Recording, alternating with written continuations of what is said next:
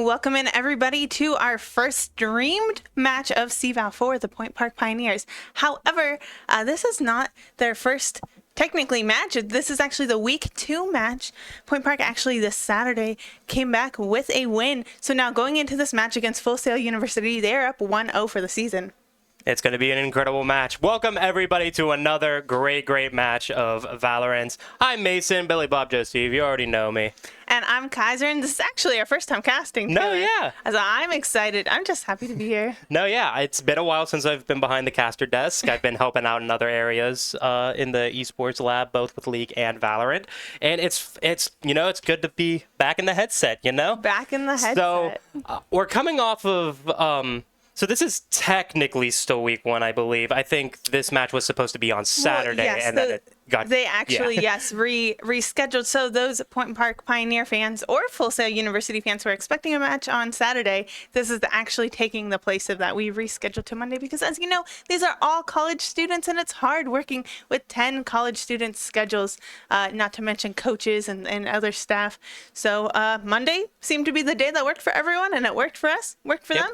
And now we're here. And now we're here. Ready for our matchup. Oh, yes, we are. We're getting off of a forfeited win after yesterday. They didn't show up. I don't know. But we're getting off of it. And, Point Park is going to be right back and getting into some more Valorant action after the NACE season has officially ended for this semester. Yeah, so those of you who have been following either Full Sail University or Point Park Pioneer fans have been following, the NACE season is officially over there now in their postseason playoffs. Unfortunately, the Pioneers just fell shy of that, but they did kind of use that season to warm up and practice for this season. Already up 1-0, off to a great start. Certainly better than where they were at the start of the NACE season. So hoping to see some good things. I think they progressed throughout last season, and we're hoping to see some good things from them in CVAL. No, yeah, I'm expecting a lot of great things. I think looking back on NACE season, there was a lot of things that worked for us, a lot of things that didn't work to us. CVAL is definitely the time and place to, take everything that we've learned from NACE, take everything we've even learned from that Redbull campus clutch we had at the beginning of the semester, and then, just kind of put all of it together. This is the putting it all together point in this semester where we're really just going to go full sail. Full sail. I was really trying not to make that pun right off the bat. But it's okay. You'll only hear it a couple more times from us tonight, I'm sure. Yeah. But speaking of Full Sail, I do not believe actually the Pioneers had a chance to play Full Sail in the NACE season. I don't think they did. I think this is the first time I think we're ever going to be going up against Full Sail from a Valorant perspective. I've actually, in about 2 years of us playing Valorant on this channel, I don't think we've ever played Full Sail. Well, then this is sure to be an exciting matchup. It's going to be exciting. I haven't heard too much about these guys, but I bet you $10 that they're going to give us a hefty fight today. Yeah, I haven't been keeping up with their current team. I know they are pretty active in the esports scene. As you know, Full Sail University also does a lot of programs there for just entertainment and sports entertainment. So I know sports casting and esports casting in particular is pretty big there. So I'm sure in order to cast esports, you probably have some base knowledge. So I'm sure the players are pretty tough opponents. So I'm excited to see what Full Sail University brings, and I'm really excited to see what the Pioneers kind of bring today. I know that the NACE really league was a little bit disappointing, not exactly what the Pioneers wanted to see. They were so close, but definitely think that we can start off this CVAL season right now. I have not been keeping up with Full Sail. I'm not sure where they stand as of this second week match up, but this match is really important for both universities moving forward in the CVAL season. No, absolutely. And also we want to keep up that winning streak that we have going on right now. I know it's only like one. I know it's like only one right now, but let's just hope to keep that number up there. Yeah, a win is a win. And I don't know if any of you guys heard that. I know sometimes you can hear it through the closed door and the sound. Yeah. You can hear some shouts, but you definitely heard the players there. If you did, that was a player screaming in satisfaction. So I'm sure they're very excited about what they see. That's Ryan's official yeehaw of the day. Yeehaw. Yeehaw So we're going indeed. up on Bind first. All of our teammates, we're already locked in. We're already got that combo going. We got the double smokes going up. Sunseri back on Raze, and then Curse back on Cypher, and Selzy back on Sky. So this is going to be a very, very interesting match, especially since we're almost going to be seeing somewhat of like a double from Full Sail. But either way, it's definitely going to be an interesting match going into this. And you know what? I think what might have been an exciting thing for those Pioneer players, those of you who are just joining the Pioneers for the CVAL season and didn't get a chance to see Campus Clutch or Naystyle League, Bind is actually their best map. So I'm sure they're very, very excited to be starting out here. Oh, no, yeah. I've seen our players do amazing things on Bind, and I can't wait to see the kind of momentum that they're going to be able to start with, honestly. And so we already got like a map lineup for today. So Bind is going to be first. I'm pretty sure this is our map kit pick. We're then going to be going to Split, I think, if I remember that. Bind and then Haven. So Haven is going to be Full Sail's pick, and then the decider is going to be Ascent. So if there is a game 3. But we are in the match right now, and it's full speed ahead, really. Full speed ahead and full sail. Full sail. We're sending it. Full standing it. Full sailing it. I'm waving my arms, trying to think of other fools. But hey, I'm really excited. I'm excited. I'm excited. This is going to be a great, great matchup. Oh, no, yeah. Like you said, though, going back into looking at these, the agent selects, like you said, a near mirror comp, but not exactly, of course. We're seeing that raise on one side, and on the other side, from Full Sail, we see two duelists there, the Jet and the Race, and I wouldn't be surprised if Full Sail full sends it in with those two agents, but we'll have to wait till they're on the attacking side as your Point Park Pioneers are starting on attack. It looks like we're going to be dogging it to the left a little bit, trying to go B long, checking all of that corners as you see, but it's definitely going to be interesting to see how we're able to be dealing with this. Sunsari throwing out the nades, and Curse does unfortunately go down with Yuko from Full Sails, their hand grenade, and just like that, Celsius does finally get the kill, and Creep is going to be planting and on this pistol round. Yeah, you know, those of you, again, who have been following the Pioneers, haven't had a great turnaround on these first pistol rounds. I think they did, finally, their last matchup in the next season, they did win one first pistol round here. And things are looking off to a good start, but now it's 2-3 in favor of Full Sail University. Alrighty, Clark does get a little bit flash there, does find the kill on the enemy, on the Full Sail Sky, and they do get the trade. It looks like two of them are defusing right now. And Full Sail does get the final kill on Creep there as they defuse, and Point Park loses the first pistol round. Lost the first pistol round, but that's okay. You know, they typically do really well on these kind of, you know, saves the next round, full saves, as Full Sail University will be going into their bonus round here. But again, I think a lot of times, should they win the first one, once they get better guns, I think they do pretty well. I think it's this mental thing, and we'll have to watch as the CVAL season progresses. They've been pretty close a lot of times to winning that round. They definitely got close winning this round too, as we saw. We got 3 of their teammates down there at the during this match. So pistol rounds are definitely close with us, but we just can't seem to get the win on it. Either way, it's a whole new day. It's a whole new round. We're going up 5 stacking on B short, slowly inching our way through. Sunsari leading the charge. Spots the Cypher Cam. And here comes the rush from Point Park University. On Yuko and Panna do find 3 of our players right now. And it looks like we're going to be kind of backing off and seeing what else we can do. Creep does go down there by the judge. And it's just Sunsari. Beautiful shot there by Sunsari, down to 2 HP. Gonna look to try to find at least one more, but not gonna find the head before Bjornoid finds Sunsari there with the Spectre.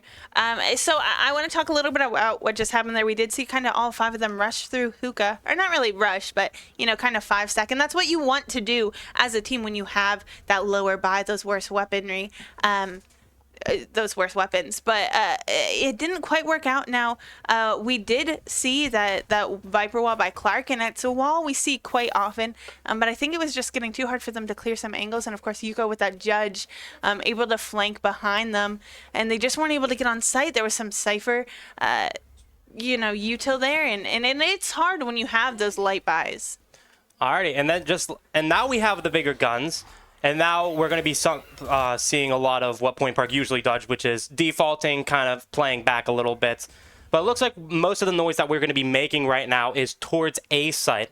So they're 3 stacking over there right now, Full Sail is. And we're just going to kind of keep the good guns into our possessions, not rush out and give them up too early. And I think we're just going to be testing the waters here, seeing where everyone's going to be holding. Here comes the dog. Selzy does shoot that just in time. And they're kind of just staying back right now. Yeah, I mean, I think what Point Park likes to do a lot, and they've been doing it more and more recently, is kind of play this default to try to like bait some rotations out or hope that you see a little bit of aggression from your opponents. But it looks like Full Sail University doing a great job of just holding onto sites. And now with 40 seconds left, Point Park is going to have to commit to a site and start to make some space to at least get the bomb down. And Bjornoid going to have the first pick before getting traded out immediately by Selzy, and Clark is going to be able to get the bomb down on that A site. But again, Point Park University just a little bit too scattered. And a couple of our players do happen to go down there upon the spike being planted. It's now a 4v2 with Clark and Creep as the two remaining players. And Clark makes it a 3v2 easily by shooting out Zuni. And there we go. There's the one snake bite on the spike. And Clark goes into hiding before Raze hits out the boom bot. Shoots the boom bot. And Yugo does get the kill on the Clark. Creep with another one. And the last 2 were on the spike. And Creep was not able to get that final kill. It's now 3-0 Full Sail University. Yeah, you know, that's never the way any team wants that buy round to go. Pretty close, and I feel for Creep there at the end. Saw them on bomb, just tried to get the diffuser and wasn't quite able to do that. I think what happened there, and again, you know, we're just in the early phases of this game, and Point Park trying to test out their typical default, and a lot of times we see teams really aggress when they're on that defensive side, and at Point Park especially likes to do that sometimes. But Full Sail University, great job of holding site, and the Pioneers just didn't have enough time to group up and plant spike there at the end. And just like that, we have another round going on to us. And since this is somewhat of a save round, we are going to be seeing if we can get some of those early kills. And Selzy does get one. And a lot of shots go over on Brims on Zuni, but we weren't able to get it. And defenders are able just to get the rest of them. Full Sail very quickly packs up another round, 4-0. Yeah, I think one thing that the Pioneers might need to kind of regroup and think about this game is how they're going to attack these save rounds. Now, this isn't really a save round. Now, they are able to full buy, but we already see Kairu from Full Sail University on that operator. And a jet with an operator is really, really hard scary to deal with, and we're only 5 rounds into the game. And you know, I think Full Sail is starting to get a start on the Pioneers kind of strategy right now. But off the rip already over on A site, Sunseri does get a kill through showers. Already putting this into our player advantage. They are in the player advantage, and what you want to do when you're in that player advantage is make sure you're playing with a buddy. Make sure you're playing so you can have those trades coming in, because you want to keep that advantage as long as possible. You still have to get spiked down. And so always having a player to go with you to trade you out, that is the name of the game. That's what you need to be doing. And Point Park has been doing a better job of doing that recently, but still they don't always do it. And if you don't have that better aim, you're not going to be able to do it. Now Seekers are coming out, and now Pioneers know exactly where they are going to be able to get onto site if they can just get rid of this Brim here in U-Haul, but they know exactly where Zuni is. On Creep's going to get that 3rd kill. I think Sunseri's going on an ace right now, it seems like. And I think Creep does somewhat realize that someone is flanking behind them. And yep, there it is. There's the kill on Yuko. And Sunseri finds the final kill on Kairu, and attackers are going to win that round. This is Point Park's first point. It's now 4-1. And you know what did it take for Point Park to get a point on the board? It was a Sunseri 4K. Now, we see that a lot. A lot of times the Pioneers have a slower start, even on Bind, which is their best map. I wouldn't necessarily say this is an indicator of what's going to happen the rest of the evening. Really, they just kind of take a while to find that foothold and kind of get a read on their opponents. And then you'll see a fantastic play there by Sunseri that really just kind of turns the tides of the game around. So now we should hopefully start seeing things for the Pioneers pick up. And just like that, Sinceri, yet again, he found that comfortable position, and now he's going to be going in there with the rocket. However, Zuni does shoot it down. Good thing Clark got the trade, but trades are going left and right. It looks like Full Sail is shutting down a lot of Point Park's util and guns fights, and that's going to be another defender win for Full Sail. Yeah, 5-1. That was a very quick, very well played there by Full Sail University. Lots of ultimates were invested in that round as well. We saw a Brimstone ult, we saw a Viper ult, we saw a Raze ult, none of which really found a whole lot of util and value. And now when you're looking at the ultimate economy, I mean, Full Sail 4 ultimates on board. The only ultimate on the side of Point Park that's even close is Curse there, and still needs 1 orb or kill to even get that. And it looks like we're going to be short on ultimates as we are going into this next round. I think we're going to take this a little bit back now, just seeing where our Pioneers are at. Point Park is going to take this a little bit back, a little bit just slower than usual. It's seeming like our full pushes aren't having too much of a value when we do them, regardless of whether it's a safe round or not. And so I think we're just going to take this, Point Park is just going to take this a little bit slower than usual. Yeah, and I mean, that's what they have to do. They kind of, well, I don't want to say default back, but they default back to this default. Full Sail has been doing a pretty good job at cleaning up shop and very quickly. So I don't think those full pushes are working for the Pioneers, and they know that. And just like that, oops, Selzy does find the Full Sail Zuni. And just like that, it looks like Sunseri is going to be trying to get them out of their little defense positions. Selzy in here with hopefully going to be a flash sooner or later. As it looks like the remainder of the team is going to try and rotate over towards B in these last 30 seconds of the match, or the round. Yeah, unfortunately for the Pioneers, is I know they're struggling to kind of find location. I don't think for a second it looks like they were just playing a little bit of Ring Around the Rosie, but you did have, of course, the Cypher there in the end. Panna finding Sunseri plant not down yet, and now there's not going to be enough time. They're just going to have to go on a killing spree, and and Selzy doesn't get the final kill. Knew that though. However, Creep was time. also not able to finish it. Yeah, I mean, at that point, I know they're hunting for kills, but not only did you fail to get plant down, actually all died there in the end. And that's unfortunate. It's now 6-1. And like we said at the beginning, this is the Pioneers' best map. Now, the Pioneers did not get to pick, if I believe Full Sail University did not pick Bind, and it was Point Park. It was Point Park. It was Point Park pick. Okay, well that means Full Sail did get to choose their starting side. So I think the Pioneers hopefully are going to do a little bit better there on that defensive half on their favorite map, but this can't be good for morale. And as we know, Valorant, as much as it is a tactical game, it's also very much mental, and that bleeds into your gameplay. And we've seen it bleed in, good or bad, into the Pioneers. Exactly. And, you know, you need a good mental in order to keep yourself going in this game and actually pull out these wins. And obviously, if you are losing round after round after round, take it to somebody who has played a good fair amount of ranked matches and haven't gotten their footing on a lot of times. It's not fun. But you do see Yuko did a alt kill on Creep. And it looks like Point Park is going to be standing back a little bit, healing up, as FSA's Kairu's flanks and gets a 3-kill, leaving Sunseri by himself.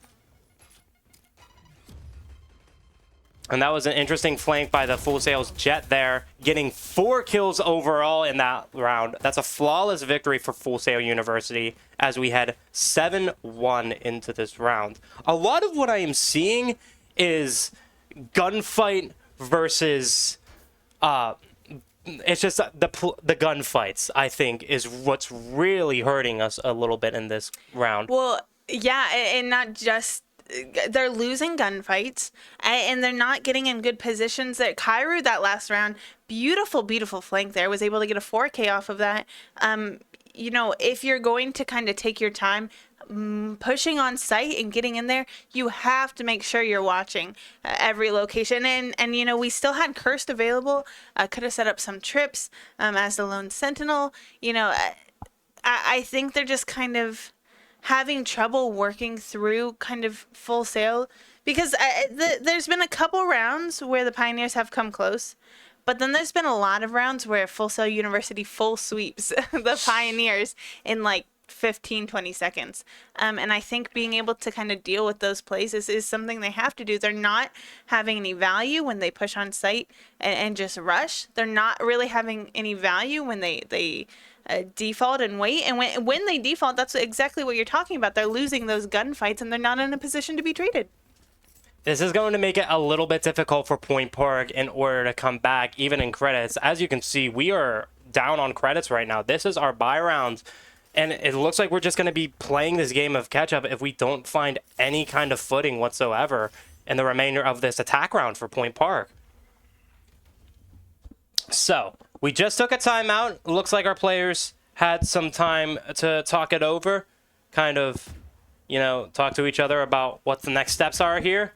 And just like that, Point Park is going to full send it, kind of defaulting a little bit here. As we can see, Cursed shooting out some of the Cypher cams set up on B site. And we are slowly but surely going to push in. We do see the Brimstone Zuni kind of rotating out, probably was trying to go to B. But once they saw the shots from Point Park, I think they turned around. Still in this default, however, Zuni does go down. Selzy was able to get the trade. However, more picks are coming out left and right, and Curse does go down. It's now a 4v3 and Full Sail's advantage. And again, now 4v2 make that rather. And that's hard. They're, again, struggling in what we said to kind of find where's our value, where's our foothold on this map, because their typical plays aren't working. And I think even though this is their best map, that is kind of one of the things, right, is that they have good plays on this map, and it's not working on a team like Full Sail University. And what are they supposed to do? And so Selzy was able to get a kill there. However, I think this is the move here. I think they're just going to wait and TP and just kind of, you know, keep their good gun, because we are going to be doing a save round this next round. And for at least one person to have a Vandal, I think is at least somewhat beneficial, to say the least. It's definitely beneficial. You know, sometimes we talk about that hero rifle, and it looks like actually you said a save run, but they might be trying to buy up a little bit, and it looks like we're not down to one Vandal, but we have 4 rifles, in fact, and a Sheriff.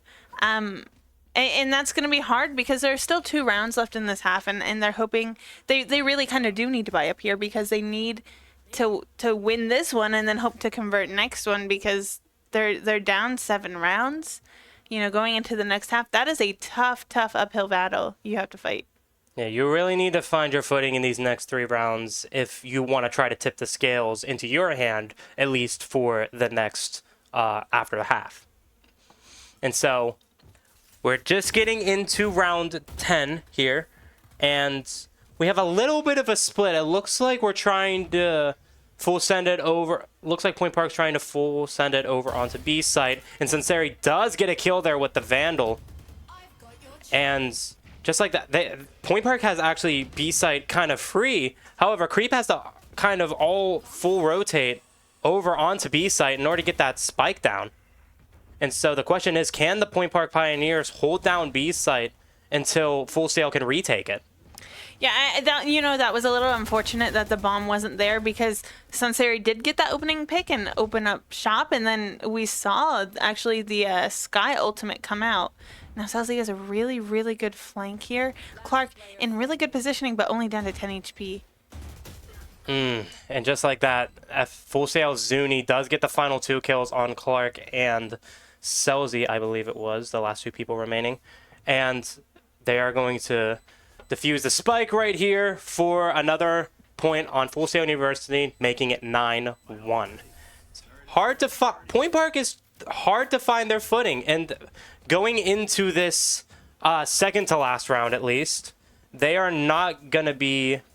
Well, it looks like they're going to be going on credits yet again.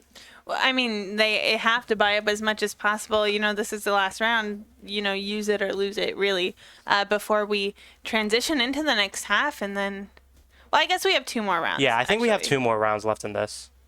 Yeah, we have 2 more rounds left in this. We do have 2 more rounds, but still, I mean, this is kind of what we were saying last time. You have to buy up in the hopes that you get this round, because if you don't win this round, well, let's say you full saved and didn't win here, and now it's 10-1. And they don't do a great job on pistols. Definitely something the Pioneers have been working on and have been taking it close, but aren't quite getting. So they need to try to win as much as they can. And they do pretty well, actually, on Thrifties. I think this might just be a little issue of, like, morale. It's nice having a comfort map, but when that doesn't go your way, it's kind of like, oh no, what do we do? And I think, that's the downside of having your comfort map and your good plays, is when those don't go according to plan, you feel like, oh no, this is us at our peak, what can we do? And that's not really the case. It's just really, teams play differently. What works against some teams might not work against other teams, like Full Sail. And so it's really just that adaptation they kind of need to play through right now. So the Brimstone ult does push them out on the side a little bit, and it looks like Point Park's getting a little bit hurt right now. Sunseri was able to find the Brimstone, and Celsi was able to find the Cypher, and Creep's going to be planting on this 4v3 retake that's going to be happening against Full Sail University. Now, I'm not sure if any of the Pioneers were in a position there to see Yuko when that smoke went down before the other one came in, but doesn't really matter. Now, anyway, Curse going to be able to know exactly where the last 2 Full Sail University members are, but really, that's tough. The Pioneers on such a low HP. Look at Sunseri just trying to do some damage with this 8 HP, but not going to find a head. It's now all down to Creep. Gonna find one, knows the other one is on Spike, and is going to find the other one, and that's another round on the board for the Pioneers. And Guardian! that is why they bought up. The Guardian Angel himself, Creep! So that ended up working out very well into our favor, buying up once again.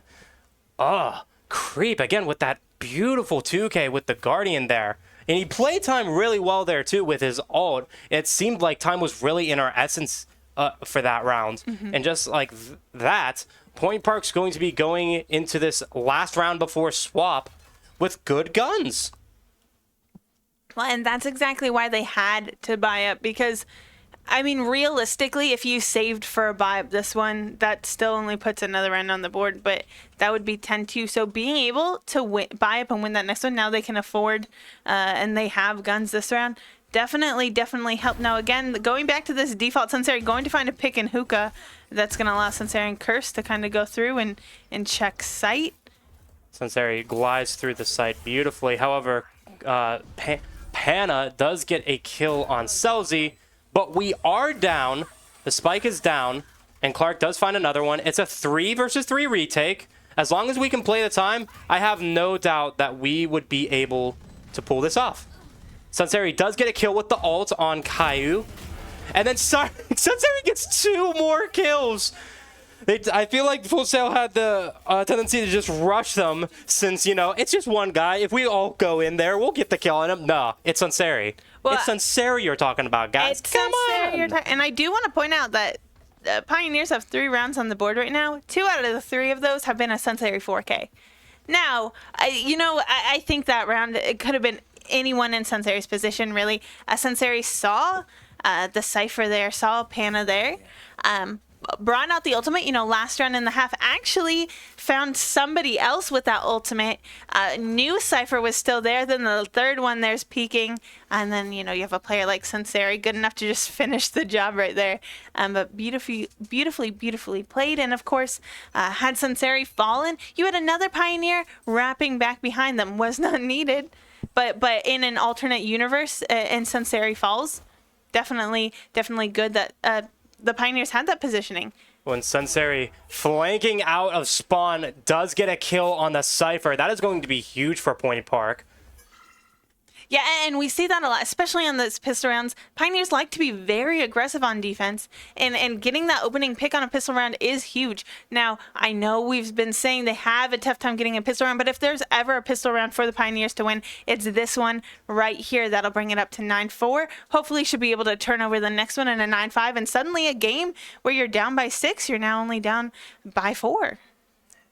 Now, just after that kill, it looks like Full Sail kind of wrapped around towards B, but it looks like they're going to be going back towards A. And even so, that's going to give Point Park a little bit of a hard time. Either way. But Full Sail is kind of splitting. If we can get pistol round into our hands, that would be great. There are 30 seconds left on the clock. Spike Carrier has been killed by Creep. However, Jornoid has gotten the trade there. It looks like they're going to try to go and plant. Didn't get the plant down. Sunseri finds the kill through the smoke. Spike Planter has been killed yet again. 12 seconds on the clock. Are they going to be able to get the spike down? 8 seconds. They do have time if they are able to do that. And the Brimstone does die from Sunseri, and that is going to give Point Park a pistol round for this half. After the 9-3 curse, is it possible? I would love to see it. It's 9-4. Well, you know what? I wasn't going to bring that up because I didn't want to caster curse it. So everyone, if the Pioneers fall right now, you know who to blame. Yeah, I will walk out of this door handcuffed, knowing that I gave Full Sail the round if I did caster curse this. However, give them the game, but the Pioneers winning a pistol round, that is a good omen. And look, going to be buying up rifles here. And Sunseri with the Vandal too. That if Sunseri can keep that Vandal and keep it in their possession, this is going to be huge for Point Park. Yeah, I mean, it's one of those things, if it works out well for you, which it should, they have the better guns, then that's great. On the other hand, you know, if you go solo and die with it, you're handing them a Vandal. Exactly. So, you know, it kind of goes both ways, but I love the call from the Pioneers, waiting until the whole team's there to retake together. They have the better guns. They have better positioning. Well, if they're able to get on site together. If they do, that will be huge. However, Brim gets the classic kill. Sunseri wasn't able to get the kill with the Vandal, kind of sprayed that, and rest of the Pioneers fall, other than Creep, our last person standing. That's tough. I mean, that's basically, what is that, 3 Bulldogs and a Vandal you just handed to the other team. Creep gonna get one, and I think the call's being made to save. They have the plant down. They have the numbers. That is the right call. Full Sail. That is Two definitely of their the right members, call. definitely very, very low. But Jornoid does find Creep up in heaven right over here on A site. And he does get downed, unfortunately. That is rough. That is rough for Creep. That's unfortunate. He no longer has that Bulldog, so that's going to be rough. That is rough. Definitely rough. Now, I know Pioneer's probably feeling good about that pistol round, but that was an expensive round to lose. And giving up all those guns to Full Sail, I mean, their economy is just a little bit in shambles on the side of the Pioneers. But, you know, we've seen them do some good things on Thrifties, definitely in the NACE regular season there. So hopefully going to do it again. But Selzy, Creep, and Clark just falling like flies, kind of running right out into them. And Clark... Cursed is next, all down to Sunseri with a Sheriff, which is still a dangerous sight to see. But, you know, I'm not sure I like the call there to just kind of push out one by one. Sunseri finding one before falling to Kairu, and now it's 11-4. First of all, I'm falling a little bit silent now because I am basically realizing that I am kind of caster cursing this 9-3 curse. It was Mason. It was me. It was me. I take responsibility, guys. But also, just our footing is kind of falling behind now that we lost that really heavy buy from the second round in the half. That was definitely a round that we should not have lost. It's not a round we should lost, and, you know, I know exactly why we lost. It's because the Pioneers one by one pushed out into a crossfire, and they should have known after the first kill. And, you know, maybe the first 3 were really good. I don't know why Cursed went back there instead of, you know, electing to kind of go back with Sunseri and at least have some sort of numbers. That's tough Oh, Sunseri going to find one and is going to have Selzy right behind him to find the other. And now Pioneers 3-5 in that numbers advantage, and that's great to see. And I liked that play there because now they're pushing out together and they're in the position where they could trade if needed. And that's kind of the issue. I think Full Sail University is doing a great job of reading the Pioneers. The Pioneers love to be so aggressive on this defensive half, and it's not working when the opponents aren't pushing out and they're waiting for them. And it definitely has kind of put Full Sail a little stop in their tracks a little bit.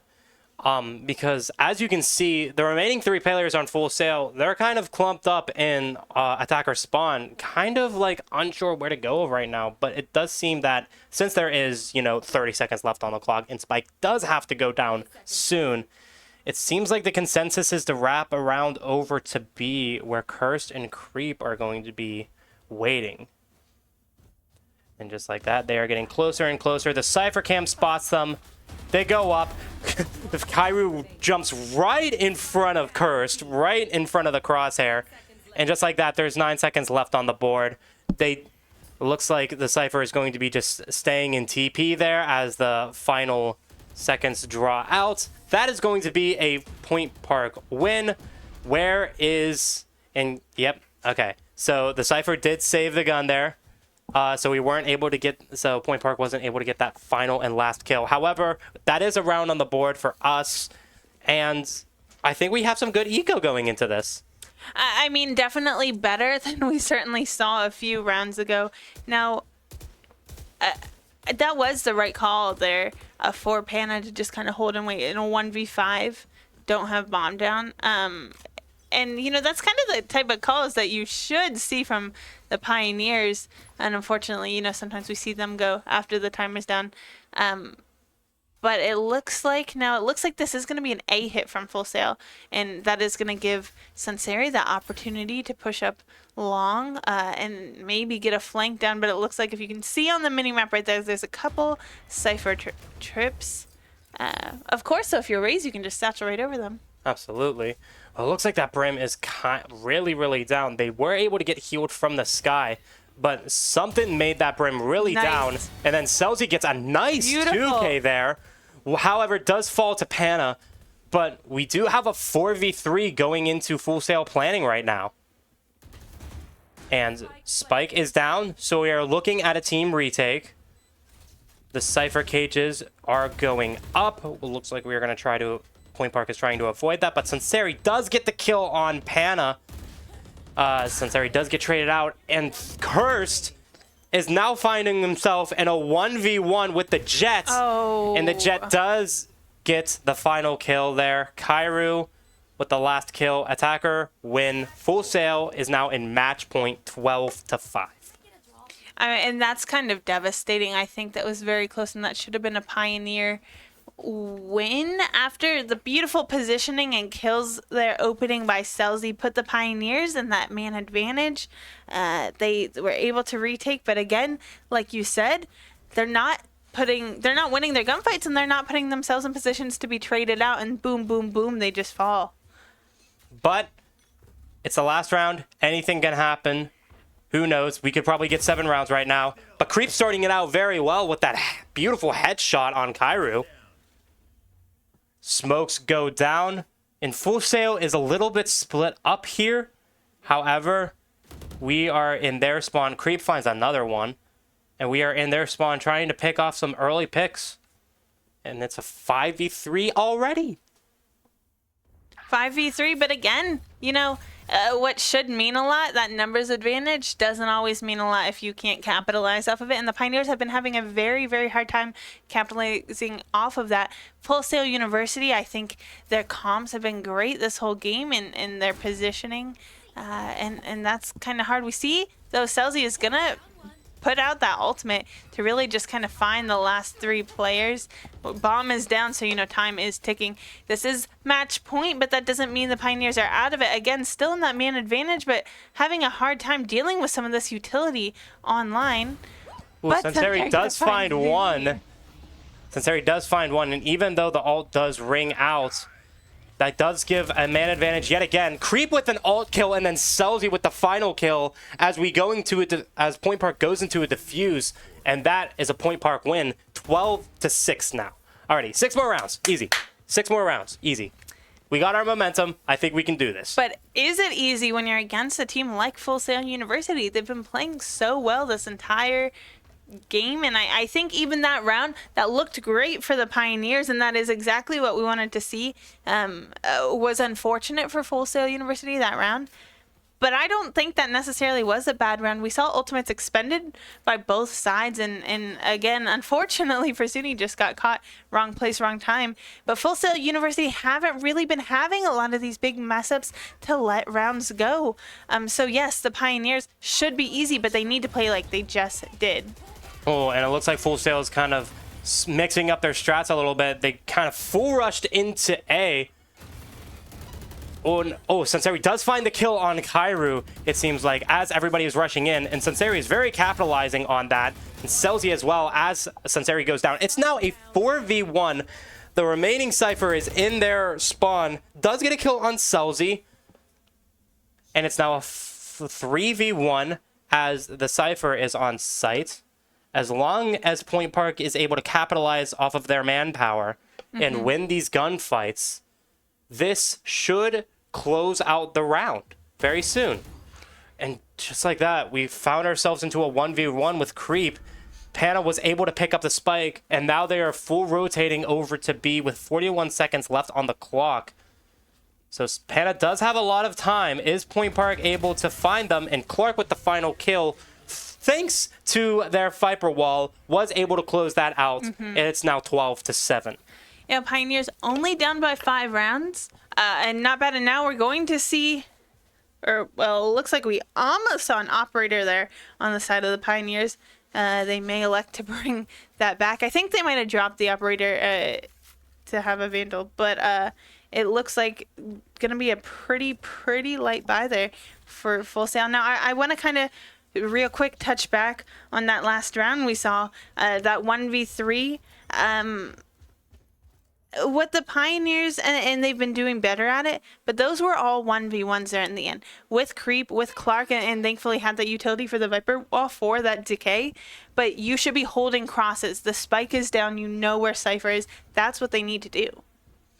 And as we go into this next round, it looks like they're gonna Full Sail is gonna have the mentality of rushing into B. The jet knives are out from Full Sail. Utility is going out left and right. Sinceri looking behind him. But is he going to get caught with that Brimstone in a tricky position? Curse does find one, however the trades happen. Sinceri and Selzy both getting kills across the board. And it's now a 4v2. Sinceri does brush up that Brimstone a little bit. Gets their health down on Full Sail. And now Full Sail is back into this tight position again where they're down manpower and they really need to think of a strategy. And as I say that, Creep does get the spike down. So it's now a 4v1. And I do not know if... And there we go. Pana gets the kill there by Sinceri. And it's now 12-8.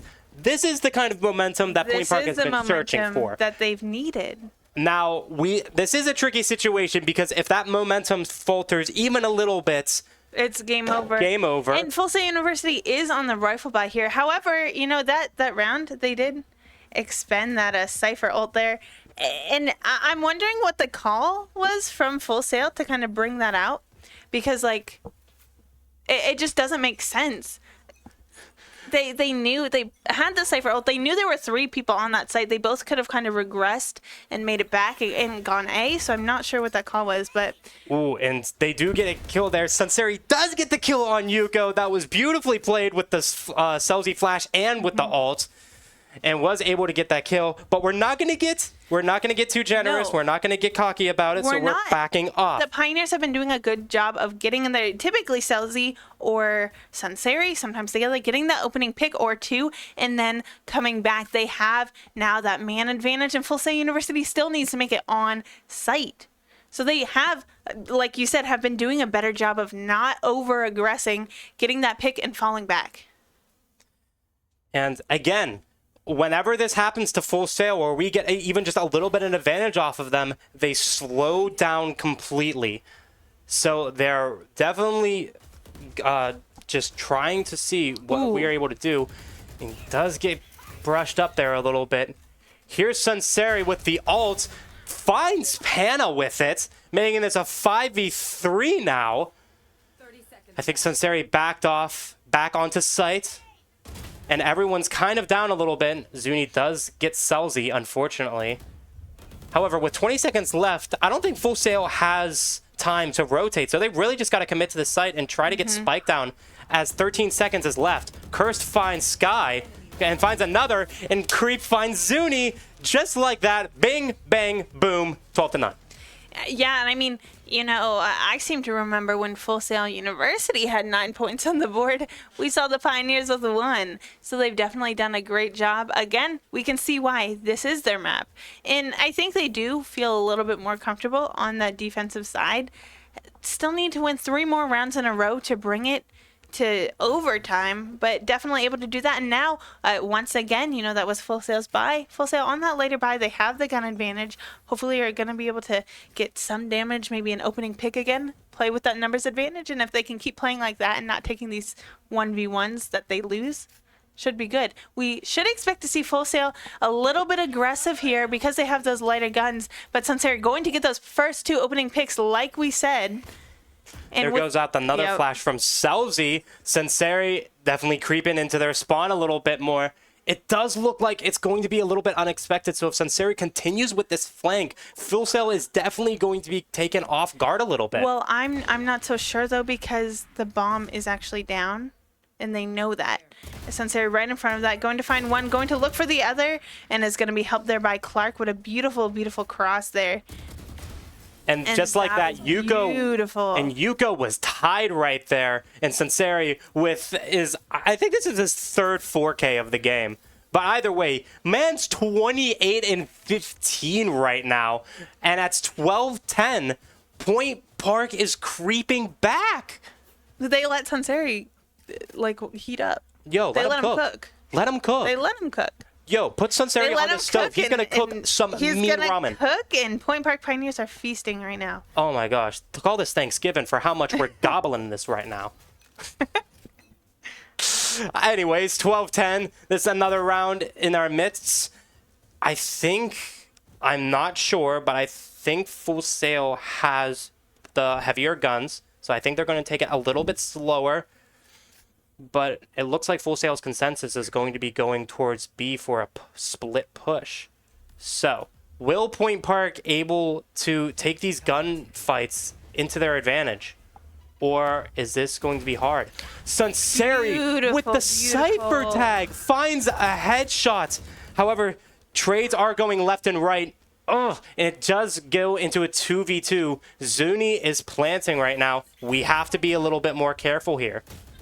Selzy. Then the Clark gets one, and their brimstone is so low. If they can just find Zuni, but it's tough. And the bomb is down. I'm gonna have to start that diffuser process. But as we do see, they are gonna ult camp this a little bit. It seems like Clark's gonna go for the defuse, and is not gonna be able to get it half, and is looking the wrong way. Does get hit a little bit there. Does Clark know he's to the left? And he doesn't. Zuni gets the 3rd kill of that round. And the momentum was lost. And just like that is now 13-10. Full Sail wins game 1. I mean, they really sailed right through that first map. We are going to be coming up on Haven, I believe is our second map, but I could be lying. Haven is our second map, yes. Haven as map 2, going to be coming right into that. Now, I think we saw some good things there from the Pioneers, but we saw some great things from Full Sail University. Beautiful rounds. You could tell their communication was on point.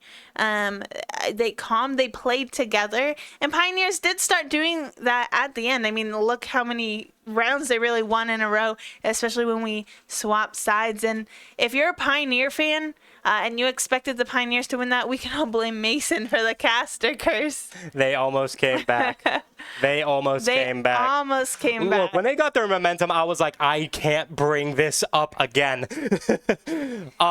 However, we did see a lot of struggle, at least in this first part of the match, from Point Park.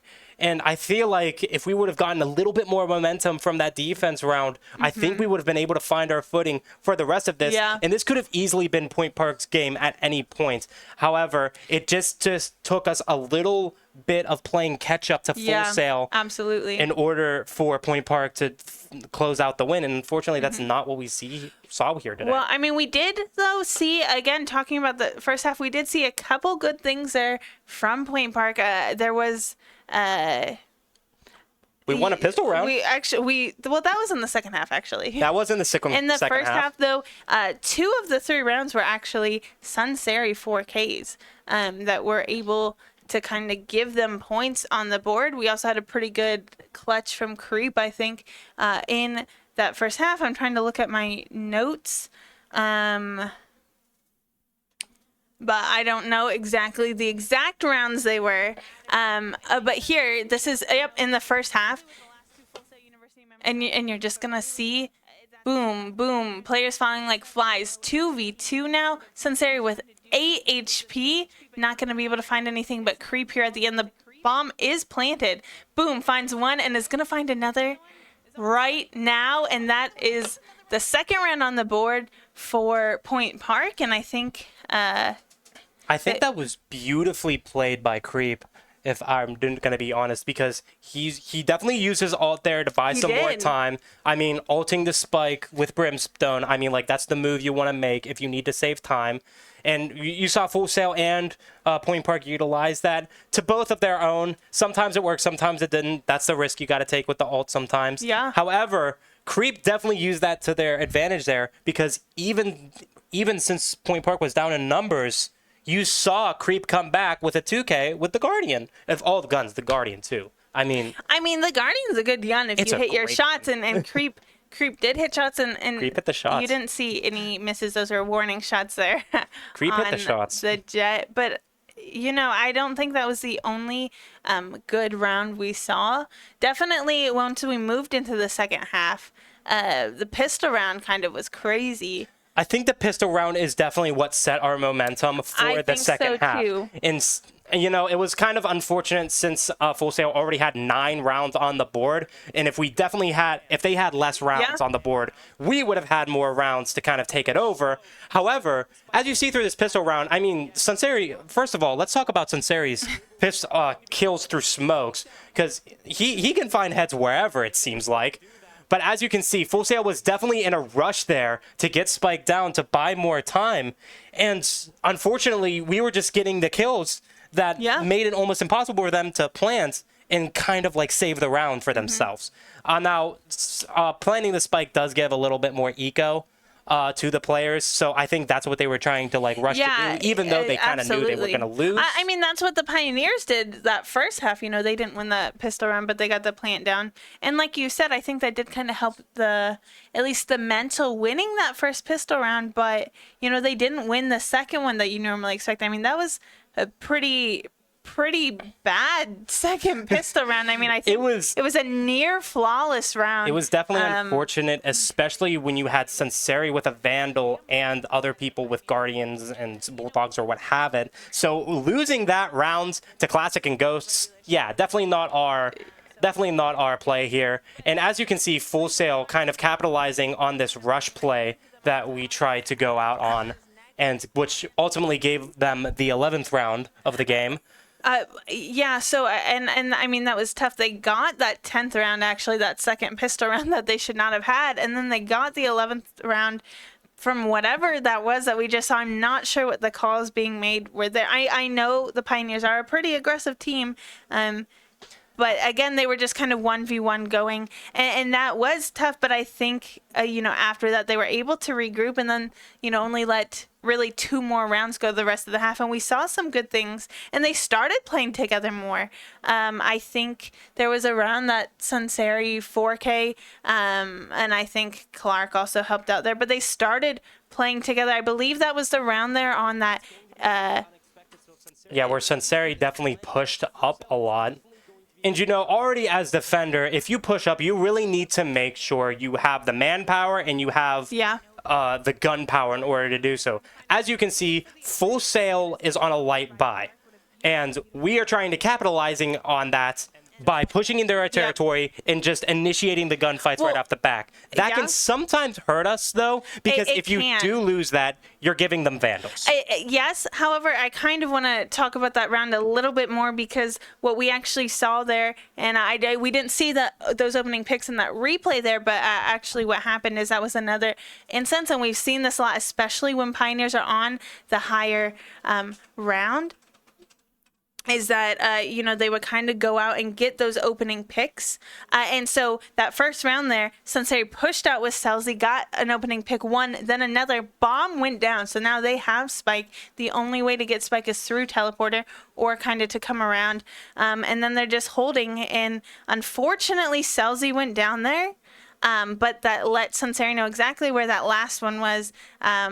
And Clark was right there to help out and was just able to hold that. So that was beautiful.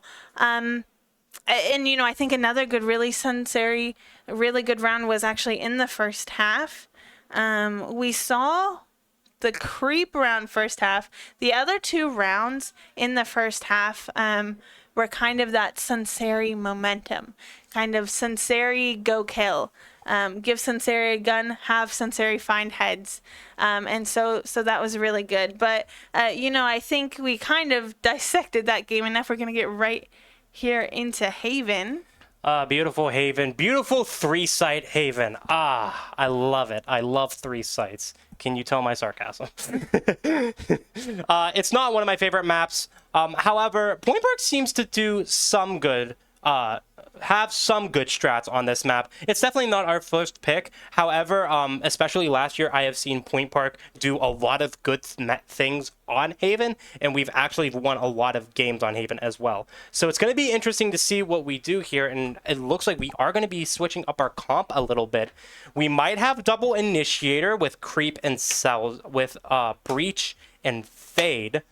That's a pretty good combo. That is a pretty good combo, if I do say the least. You also have Clark as your lone controller on Astra. And then you have Sunseri on Raze. The guy's got to cook. Let him cook. And then we got Cursed playing Killjoy. So Point Park's, it's definitely not our traditional lineup that we have going on here. However, with Haven, we're definitely trying to play to character advantages, and it seems like Full Sail University is going to play that as well. Mirroring on Killjoy, mirroring on Raze, mirroring on Breach, but you're going to get some Omen and Sova action from Full Sail University. So we have an interesting lineup here. Yeah, we do, and I'm excited actually as we come into Haven, because these 2 teams are completely different. Now I'm really excited. Sunseri is such a great Raze player, and we have Selzy there for that phase raid combo, and we have that Breach. So I'm expecting, especially from Point Park University, to see a lot in that kind of sewers A short area. But then when you're looking at Full Sail University, I think they kind of have a different sort of thing going on here. Sova is pretty good. His darts, especially on a 3-map site, and you can shoot it across the map, and they're pretty open sites. There's a lot of corners to check, so being able to have kind of your scans and recons from Sova, pretty good. I think I prefer the Astra here on Haven if you're a good Astra player, and we've seen good Astra things from Point Park, but I think Omen's not is also seen quite often on this map. And right off the bat, we're getting into this fast pistol round, and like we said, they're going A. You definitely see Point Park going A a lot whenever we get Haven. However, a lot of util being thrown out over at Celsi here. However, Sunseri finds 3 kills. Man's cooking. 3 kills right off the bat, and Spike is down. Now, Celsi, Creep, and Sunseri all got hit a little bit low, and as you can see, that did lead to Creep and Sunseri's ultimate fall. And Clark and Celsi are also down a little bit. However, it's a 1v3 right now. With Spike down. With Spike down. Now, the Haunt is destroyed, which definitely gives Point Park the information that they need. They're in CT. So now what can we do? So we see Celsi holding that corner right now. Does find him. However, Celsi was right there to get the trade. However, wasn't able to get it. And Zuni does get the ace there. However, there is not enough time to get the bomb defused. So that's going to go to Point Park University. So when I'm thinking about this round, I am going to count that as a pistol round for Point Park as far as the guns they can get the next round. However, they got very lucky with the timing there and Zuni not doing that any faster. That was a very good play, though, by Point Park. I mean, I loved that round. Zuni just kind of had a monster round, though. But Sunseri definitely gave them the comfort that they needed. And as you can see, Sunseri's going in there yet again. However, is this going to have the same effect? Are we going to have to rely on... is Point Park going to have to rely on Sunseri here a little bit? But it does open up the site already. Creep gets Spike planted already. And Cursed finds the breach. And Sunseri and Celsi holding out CT right now. Gets blinded. And Util is going out left and right. They do find him. Akairu does find Sunseri, but Celsi is able to get it off. Zuni finds Celsi, and it's just trades happening back and forth. However, since that Spike is down, Full Sail is on the clock. So if they can't get to Spike and defuse it any faster, this is going to go to Point Park yet again. And Clark goes down, and just like that, it's a 1v1. Creep does find the last one with the Bulldog. And Attackers win, unfortunately, does get hit with Spike there. I don't know if that picked up, but I really hope that picked up. You can hear. I think now the Pioneers just trying to keep that momentum and in that excitement up. So I don't know if you can hear them yelling, but we certainly can. And they do have things to celebrate. I think, at least in my time watching the Pioneers, this is the first time I've seen 0-2 in favor of Point Park University on the board at any point. Now it's going to be interesting as we go into this bonus round because the Pioneers have got only Sheriffs going into this round. And as you can see, the strategy that we're going to do is going to be able to full send it over on B, which is definitely an interesting play. Sunseri does get a nice grenade kill, but however, 2 of Point Park's teammates goes down.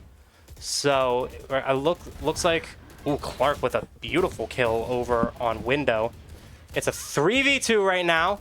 We can't get too cocky. Point Park can't get too cocky right now. They are in a weird position. Creep can't find the shots, and it's now just Clark. They were able to pick up a Phantom right there, but we are now in 3v1 territory.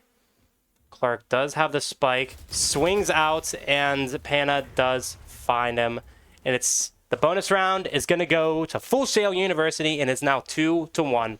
Point Park still has a lead. However, they were down in creds that round. That was definitely a save for them. So, I mean, what more can you do other than try to wipe out their players? I mean, to be honest, and we've seen a lot of good Point Park thrifties, but I think that any damage you can do on a save is good damage, and I will keep saying this. I know you guys are sick of me saying this, but it's something that I think a lot of people need to get in their head, is that is your main objective, because if you are not going to be able to turn around, you know, you still got 2 rifles out of the enemy hands. Now, I love this kind of fade haunt they've been using to give Sunseri that space to push up and not worry about it. And, of course, with that breach util, just allows them to take this A long. Going to C1 Heaven as they try to give Sunseri that ult orb. And now Sunseri with his ultimate once again, and they're just going to keep pushing up, and this A site seems to be what's working for them as we look in these first 3 rounds. Now, just watching that mini map there, Full Sail's Killjoy is waiting in that corner, and I do realize that they have ult, so I think Full Sail is kind of just waiting for Point Park to take the space and to try to get that spike down so that they can, as soon as spike goes down, vacate the area thanks to the Killjoy ult, or try to destroy it, either or. But either way, it seems like we're trying, Point Park is trying to get Full Sail to think that they are somewhere else. And Curse is going to kind of help with that by ringing out shots in Garage. There goes the Sova drone. But here we go. Spike is down. I'm just waiting for the ult. There it is. I saw the Killjoy immediately come back, and I was like, well, there's ult. Okay. Well, and that's not a bad play there from Killjoy. No, well, I've seen some really good things. So this ultimate actually, and I don't think we're going to necessarily see it this half, but that ultimate leaves that little kind of spot there in the corner right there. And what they'll do is they'll pair it with someone else's utility to get that player out. But that was a near flawless round there. That was definitely near flawless. Just like that. And again, that Killjoy ult definitely gave Full Sail the space to get onto site and to really just play off of that. However, Sunseri immediately comboed it with an ult, and then just like that, we were able to take the space. And since they were all on site, we knew where they're at. They're all on site, so it was just a rush back to center. And just like that, we were able to. Point Park was able to get another win, and it's now 3-1. And as we are going into this 5th round, it looks like Point Park's going to change it up a little bit and go C. And just like that, Sunseri missing all of the Killjoy util and getting that kill on the Killjoy, but Cairo was able to trade it off. It's a 4v4, however, Point Park is planting, and Spike is down over on C site. And as we see, we can see Cursed alarm bot out and alive. So he does get killed by the grenade, unfortunately. A good grenade there from Yuko to clear that out. And Chelsea not able to get out. Creep going to be holding that garage still. Full Sail University all down now to their raise. Yuko, and is going to almost be able to do it. It's now just Curse, and they're pinging bomb, but Yuko's not on bomb. And that's going to be enough time. Yuko's not going to be able to defuse, even though he gets that kill, going to die in the end. And another round on the board for Point Park, and we can hear them shouting in the other room, going, let's go. And yes, they didn't have enough time to finish that up or be able to get the kills, but it doesn't matter. You still have a point on the board. Point Park Esports now 4-1. We can hear that they're feeling good. And this is exactly what we're talking about, how your mental bleeds into the game. We hear how excited they are and how good they're feeling, and look how they're playing right now. That's what they needed to do on Bind. Exactly. So it's 4-1. It's not a huge lead, but it's enough of a lead for us to keep going in this mental game. And as you can see, Sunseri, confident as ever, goes over A yet again. Now, Full Sail is going to try a different strategy by hiding in that smoke with a shorty. That breaches at least. It does go off. However, it's going to be interesting to see what happens after this. Ooh, and there it is. There it is. I was waiting for it. They're not going to rush that smoke, especially when they could be doing something silly like that. Full Sail does have 2 of their members down. Sunseri is very, very low right now. And, is Kurt going to be flanking? And you over know what? towards Actually, B? this is, I think, the first game I've seen where we don't see Celsi on that Sky to heal him up. That was pretty nice. Almost nice spray transfer. Did get traded out there, but not before doing some damage. And Sunseri does find the last kill on Yuko, bringing them to 5-1. Now, Full Sail was on a save there. Yes, they were. So that's something to keep in mind. However, it wasn't as it wasn't as like advantageous to Full Sail as it has been in the past. You saw them working with judges and shorties a lot, and you were seeing them get those kills on bind. However, we were a little bit smarter. We kind of Point Park kind of knew that this is what Full Sail is kind of used to. So they didn't push up through that smoke, and they just, you know, played it easy since they knew they had the guns, and we were able to get the round 1. And off the rip already, Senseri has the, if no one has found their rhythm right now, Senseri definitely has regardless. Because Senseri is full sending it into almost any single area and getting the kills immediately. Senseri, we let him cook on bind, and now he is he's toasted. Exactly. He's crispy right now. Gosh. And I think, you know, so, and that is one thing, and you know, it can be good or bad, but that is one thing I've noticed throughout my time watching the Pioneers is a lot of the game has to do, like the outcome with some hero plays by a player like Sunseri. It's not just Sunseri, we see hero plays from all of them. I've seen hero plays from Selzy, from Creek, from Clark, from Cursed, but that kind of seems to be is like what is able to get them those points is the potential for a certain player to pop off. And once they start doing that, then they start playing as a team. But and a lot of util going out from Full Sail. However, Senseri is able to find these kills. Selzy finds one as well. You can see this Point Park is really playing as a team right now. They're coordinating with each other, and Spike is already down.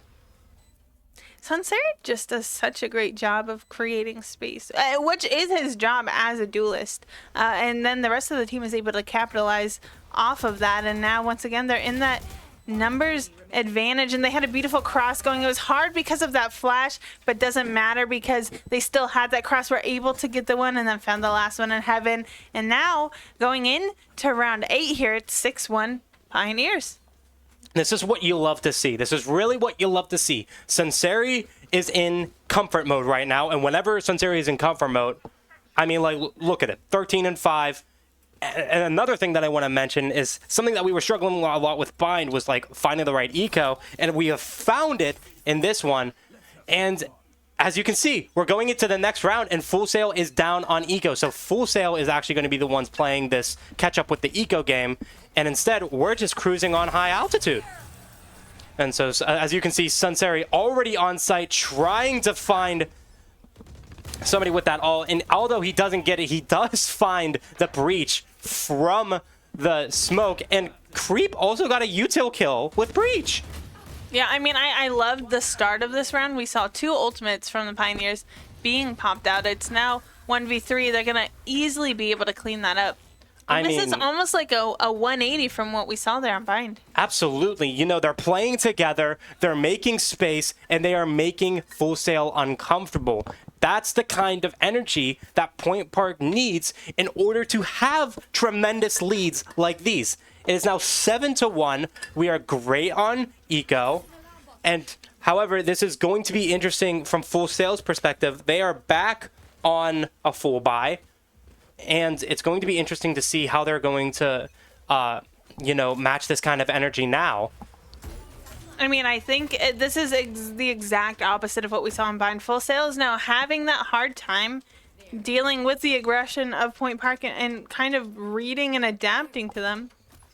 And they're not doing as good of a job holding sight as they were able to do on Bind, and part of that probably is there are 3 sites like we talked about earlier on before this goes, so more areas to cover. And another thing that makes Haven a very interesting map is it actually takes longer for rotations to come out from the defenders than it does from the attackers. You can see that on the minimap. You can see that in the gameplay. So that does make getting on site as an attacker a little bit easier. And as you can see, Curse is trying to play flank a little bit here to try to make them a little bit uncomfortable. And as you can see, those are kind of ringing out. However, Full Sail is going to be waiting for Point Park to come onto the A site.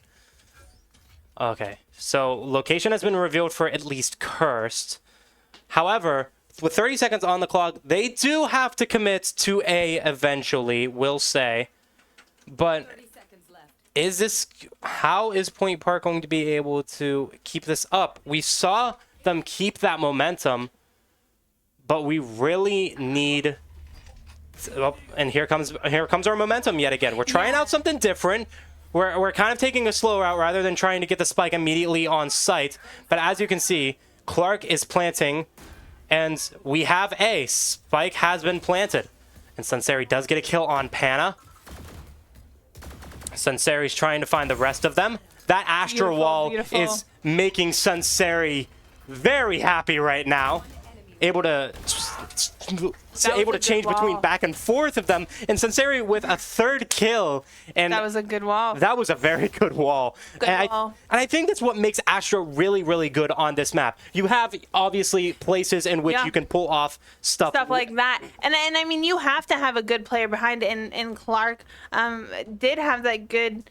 I mean, you have to have the awareness and the knowledge to know how to play Astra.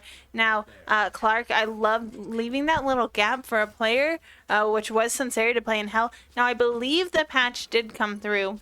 And excuse me, we can't hear the game ourselves in here, but I believe the patch came through where you can't actually hear what's on the other side of the Astra wall now. I think so. But as we say that, Sunseri, as he was, I'm presuming, trying to get into their spawn a little bit, he did die right off the rip, it seems like, in their spawn. So it's going to make it a little bit tricky now that we are down in manpower. However, with just the right strats and with just the right team combo, we can pretty much still pull this off. I think it's definitely still doable. Now, what I will say for Full Sail University is getting especially Sunseri offline. Sunseri has been kind of the one driving that space and making space, which, again, like we said, is the job of a duelist. And he's been doing a good job, but that kind of puts that pressure on the rest of the team. Now, they still have all that utility to play with, and I think they should have no problem if they keep playing like they have been. But now it's a 5-3, and they're in that numbers disadvantage. It looks like they are going to get on site, but barely. And the trade's just not coming in time.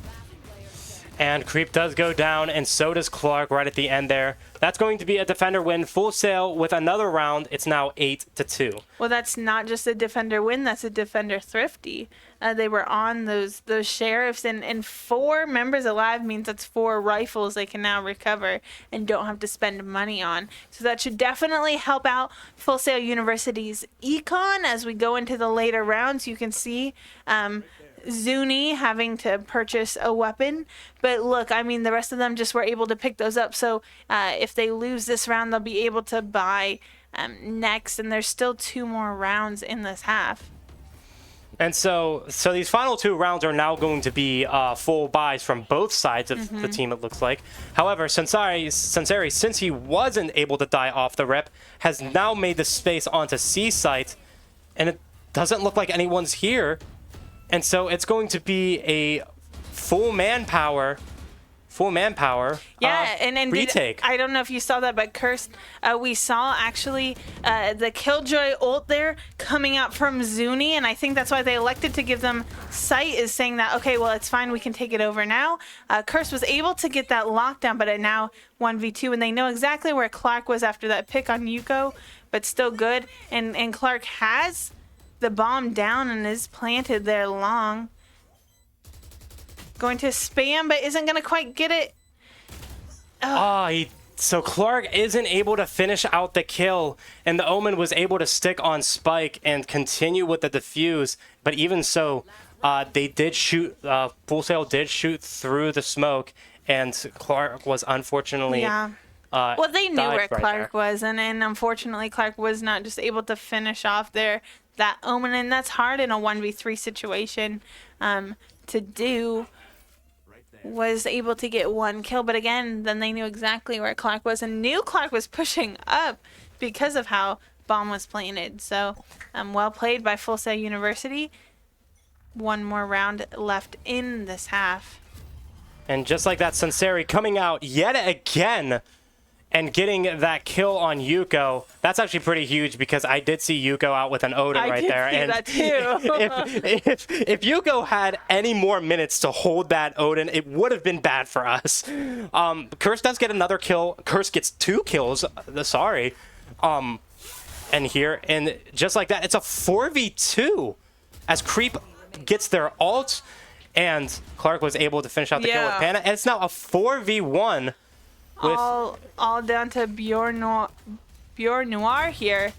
And just gonna have to full send it because like we said, last round of the half is gonna find one. And then Cursed gets a nice little 3K there.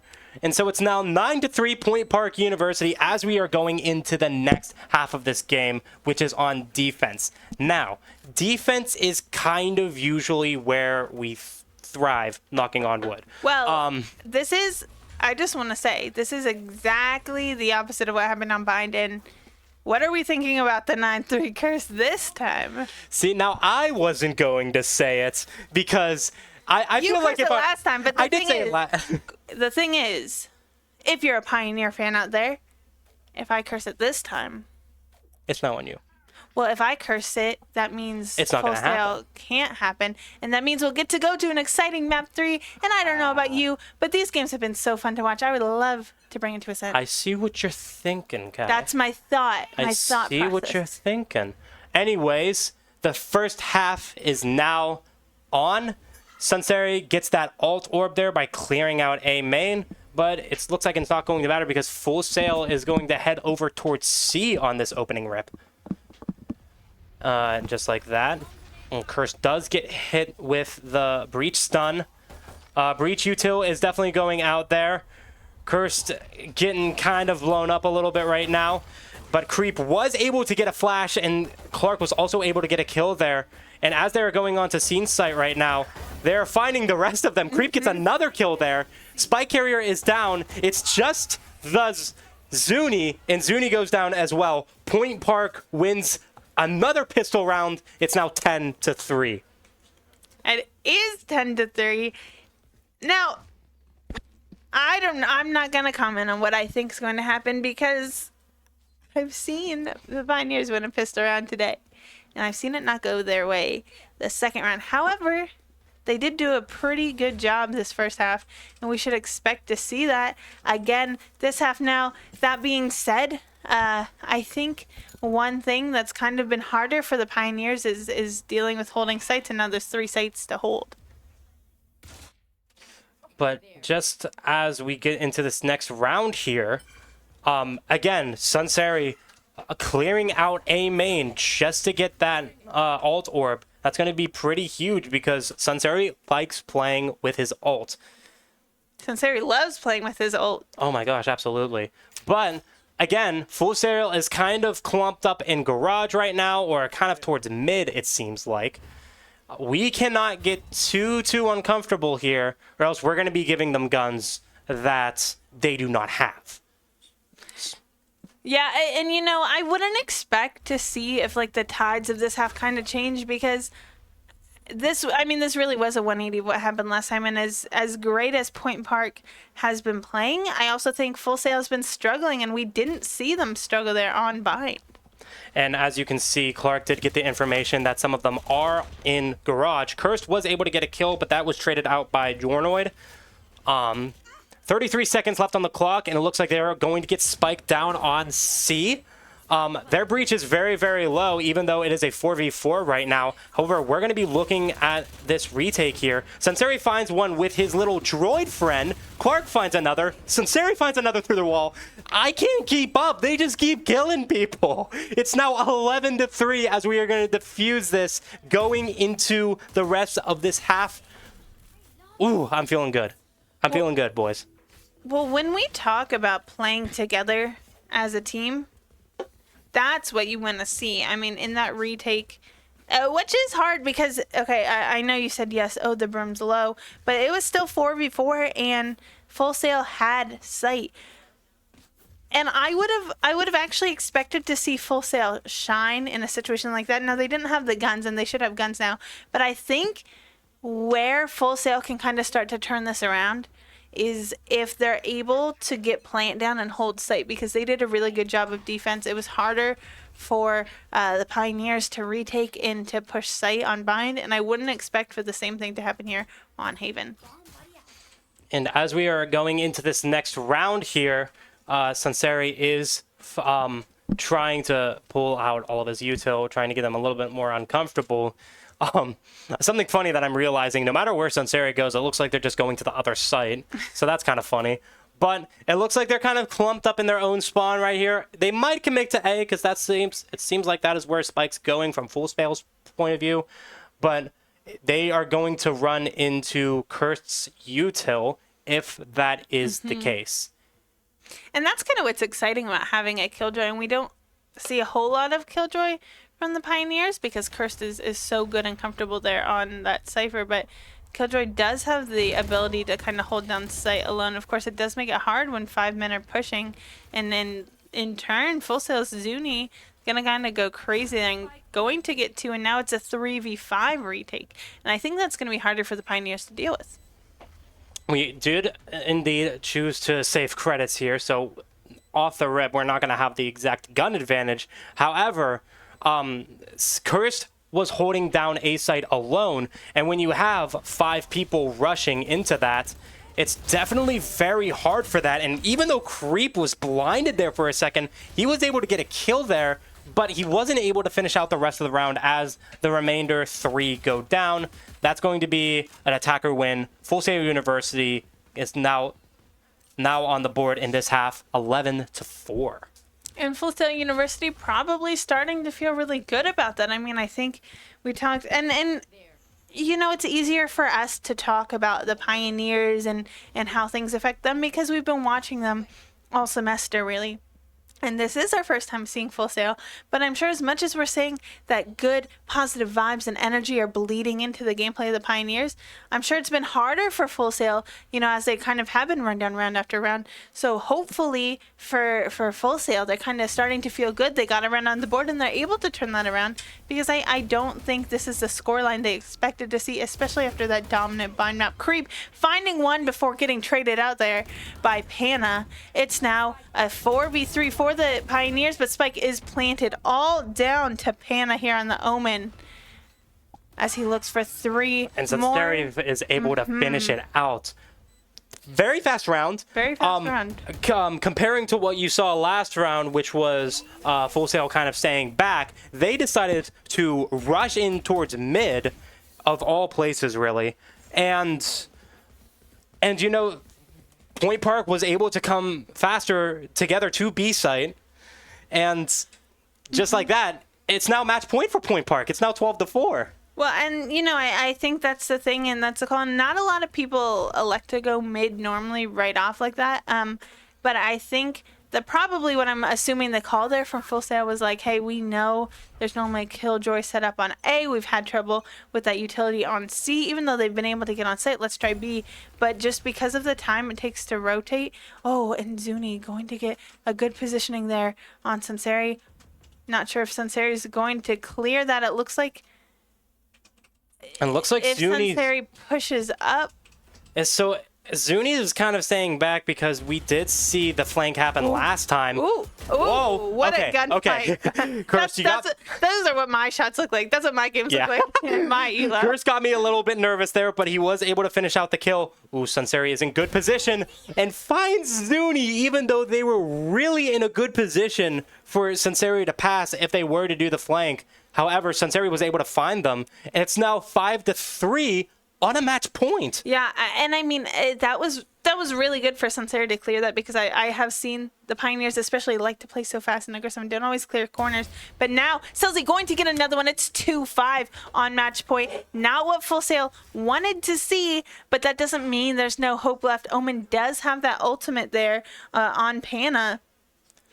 Not sure if is going to be able to use it, but... And something really nice I am seeing from Point Park is that even though they're hefty in numbers, they could easily like rush into any point in where they're at and just sandwich them and close out this round really fastly. But they're not doing that.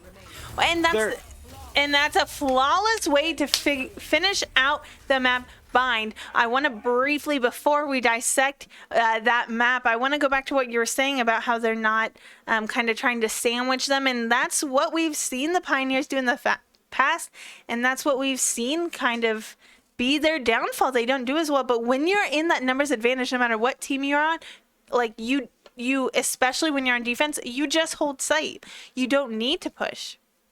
And we saw a lot of great moments from Point Park there. This was definitely this is what we've been meaning. On Bide, we definitely didn't have the momentum there. We definitely didn't have the mentality, and it was really, really hard to come back. This round, right off the rip, we were making shots, we were making contact with them, and we were playing together, and above all else, we had that mentality to keep going. And that's kind of what we expected Bind to look like, and we saw it again here on Haven.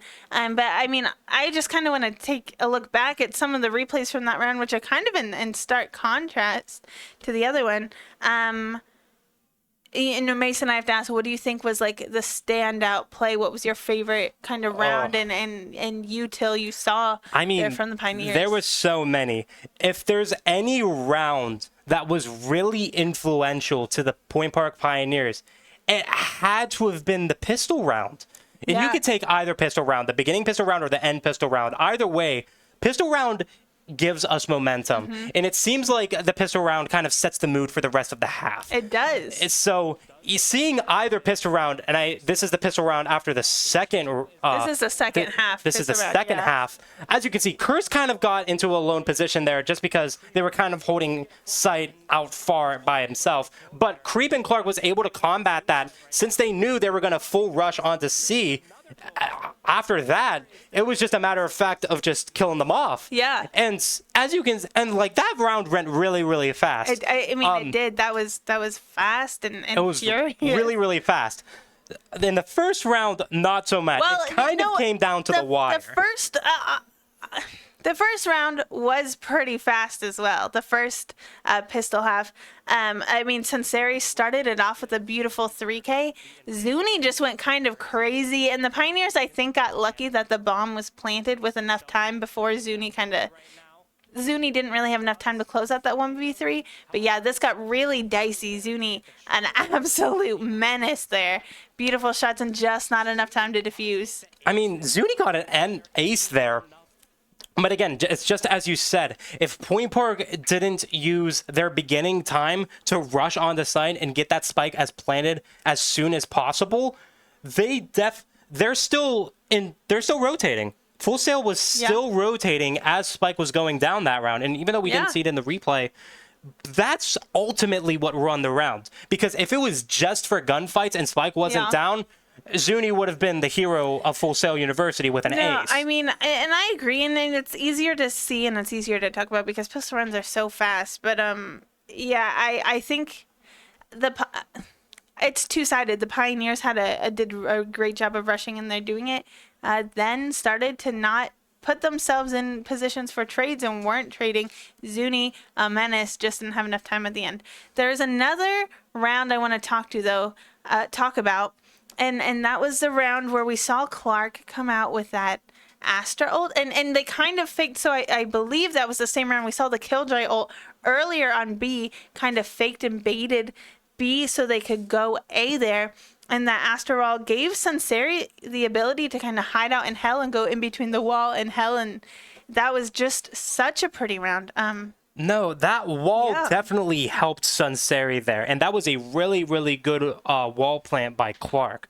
And it kind of got me thinking. I mean, like we talked about this a little bit in the beginning of how I think Astra was definitely the better pick here in terms of controller. Omen is also a good pick because in terms of like smokes, you definitely want as much range as possible to set down your smokes. Astra does that very, very well, but also so does Omen. But as you can see there, Sunseri is absolutely just playing with his food there, so to speak. And I love that wall by Clark because they didn't really have any flashes to deal with that. I mean, Breach has flashes, but wasn't able to use them just given the positioning in the wall, and then numbers disadvantage. And what we didn't really talk about is early in that round, Cursed with that Killjoy ult, putting that on B and kind of baiting them over. So that was a really good round. That's not the only time we saw an ultimate be used, though. I believe earlier on we saw a retake with an ultimate as well. I think so as well. I mean, like, in terms of retakes, like, if you're a down men and stuff like that, if you were down a couple of men, like, it's going to be very, very hard in order to combat that. And again, with this replay, we got onto site. I was kind of waiting for it, honestly, because I saw Killjoy in that corner, and I was like, that's the alt place that you got to go to. I play Killjoy on this map sometimes, so that's the only reason why I know. But as you can see... So we're with a pro. Mason's a pro. No. Yeah, a pro in silver, too. Anyways. I just played my first ranked placement yesterday of the league. How'd it go? I didn't know I was playing ranked, actually. Somebody asked if I wanted to play Valorant, and I said, okay. I just woke up from a nap. I haven't played all season. And all of a sudden, I go in, and it's a 5-stack. And I thought we were on Haven as well, and it looked pretty good for us the first half, but we did lose 10-13.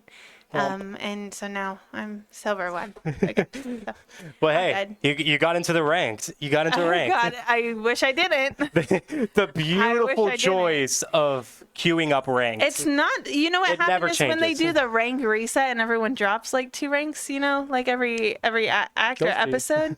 Yeah, me too. And then I just haven't played ranked. No, I haven't. So I fell down and then never queued. So that's my rank. Yeah, now. usually after I do my placements matches and then try to like queue up again, I go down like a full rank, and it's just like I don't want to play ranked anymore. Well, you know who probably also needs a break and doesn't want to play ranked anymore? These 10 players, because now not only have they just played 2 games, we are going into a 3rd game, getting up, so the players are getting ready.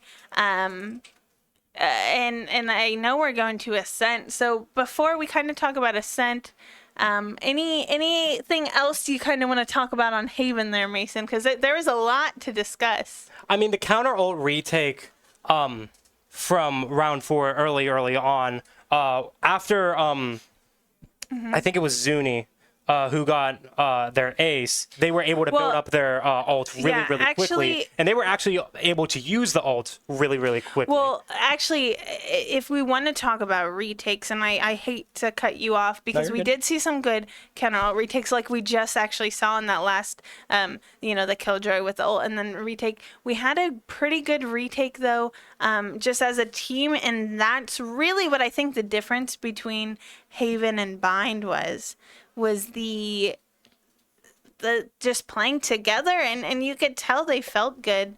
But I think the reason they were able to retake, because that's pretty surprising to me, because Full Sail does such a good job of holding site, and you would think even on their attacking side they get plant down and they hold site. Should be on paper harder for the Pioneers to deal with, but so I just think their abilities to retake in general have been pretty good. That game going into Ascent now, I think this is going to be make it or break it. We typically see mirror comps, and we'll have to wait for that to come out, but I think this is really going to determine who is the better team. Of course, we're on map 3. Both teams took each other's map pick. Pretty much. And now, as the decider, it's going to be interesting to see what Point Park does here. Now, we've kind of been on and off on Ascent. I think at the beginning of the semester, Ascent was our map pick, and we were really strong with this map. However, over time, it kind of fell out of our hands a little bit. And so now, Ascent being the map decider here, after both Full Sail and Point Park, their own map picks kind of falling out of their grasps a little bit, it's now a full reset on both sides over here, and as the players are about to see that they basically just made a full mirror of each other, except Almost. Yuko is playing Raze, which is very, very interesting Sunseri. Because Sunseri is so confident on that Raze. If there would have been one person that I expected to go to Raze instead of that typical Ascent jet pick, it would have been Sunseri. But we are going to see it here with Yuko, who has played Raze actually the last 2 maps. And I'm surprised. So one thing I think might have been a difference on that last map for Full Sail University is when you looked at their team comps from the map before, they were all over the place.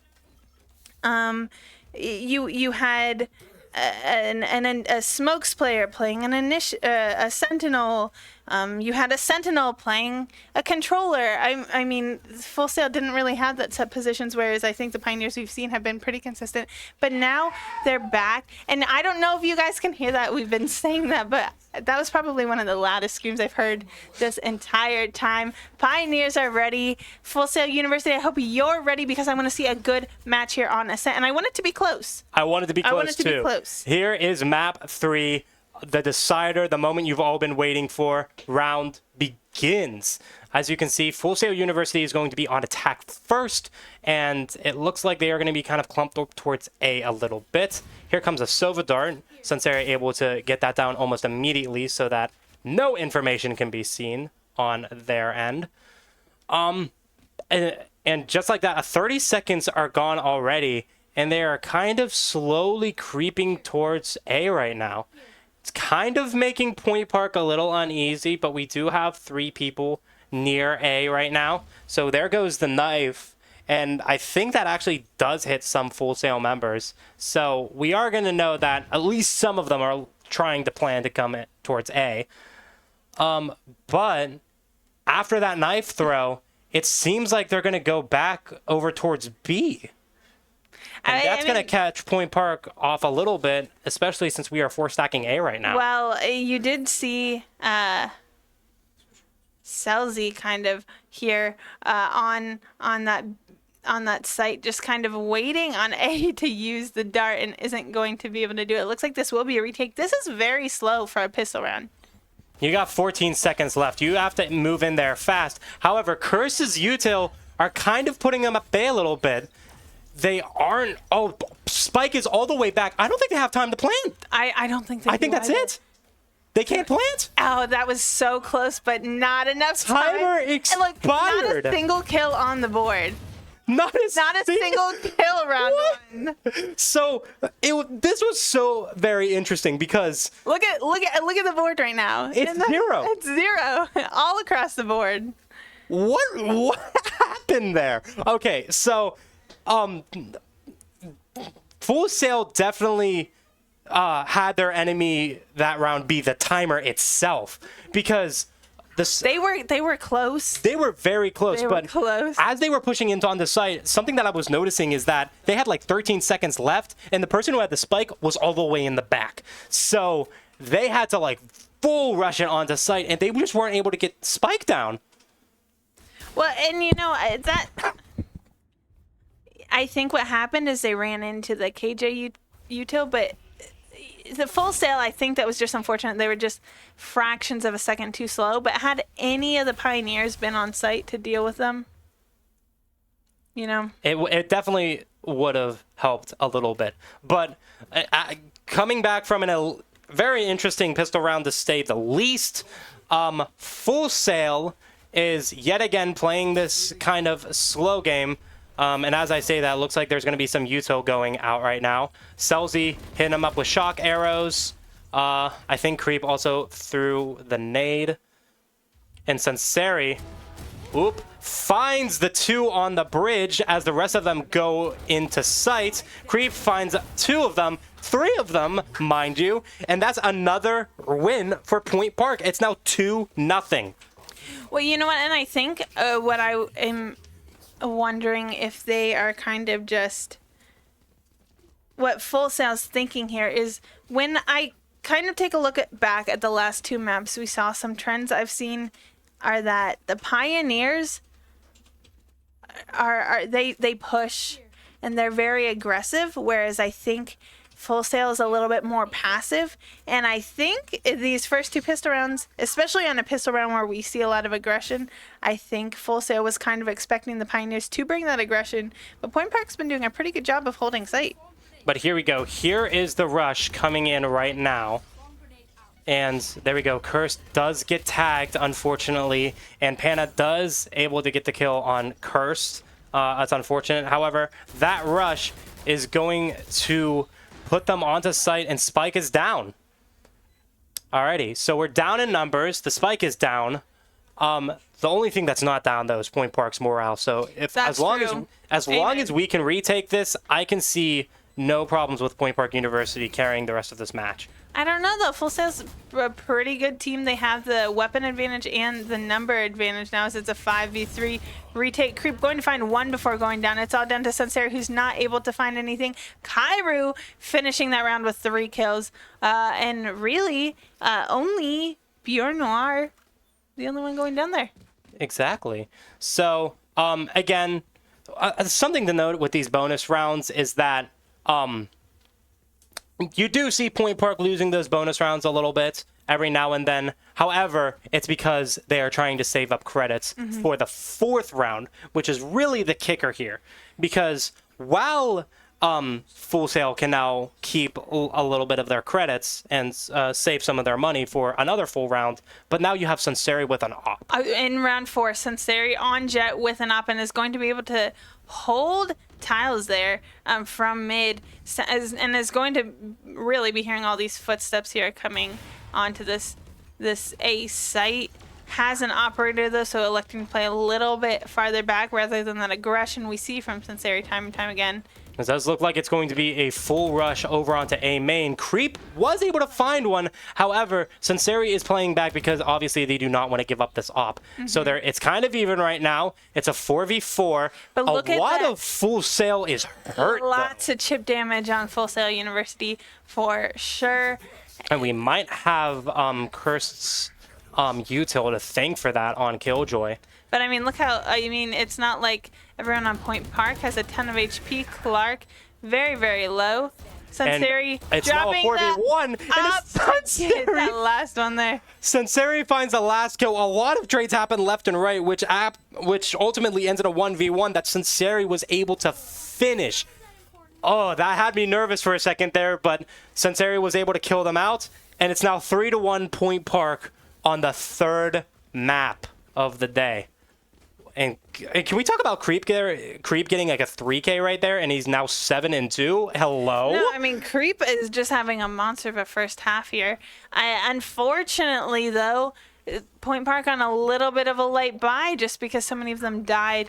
But Sunseri does still have that kind of hero op and is going to be looking to do damage. But it's an op and 4 sheriffs all across the board for the Pioneers. And I think Full Sails know this, so they're going to be sticking together, going full rushing into all of these sites.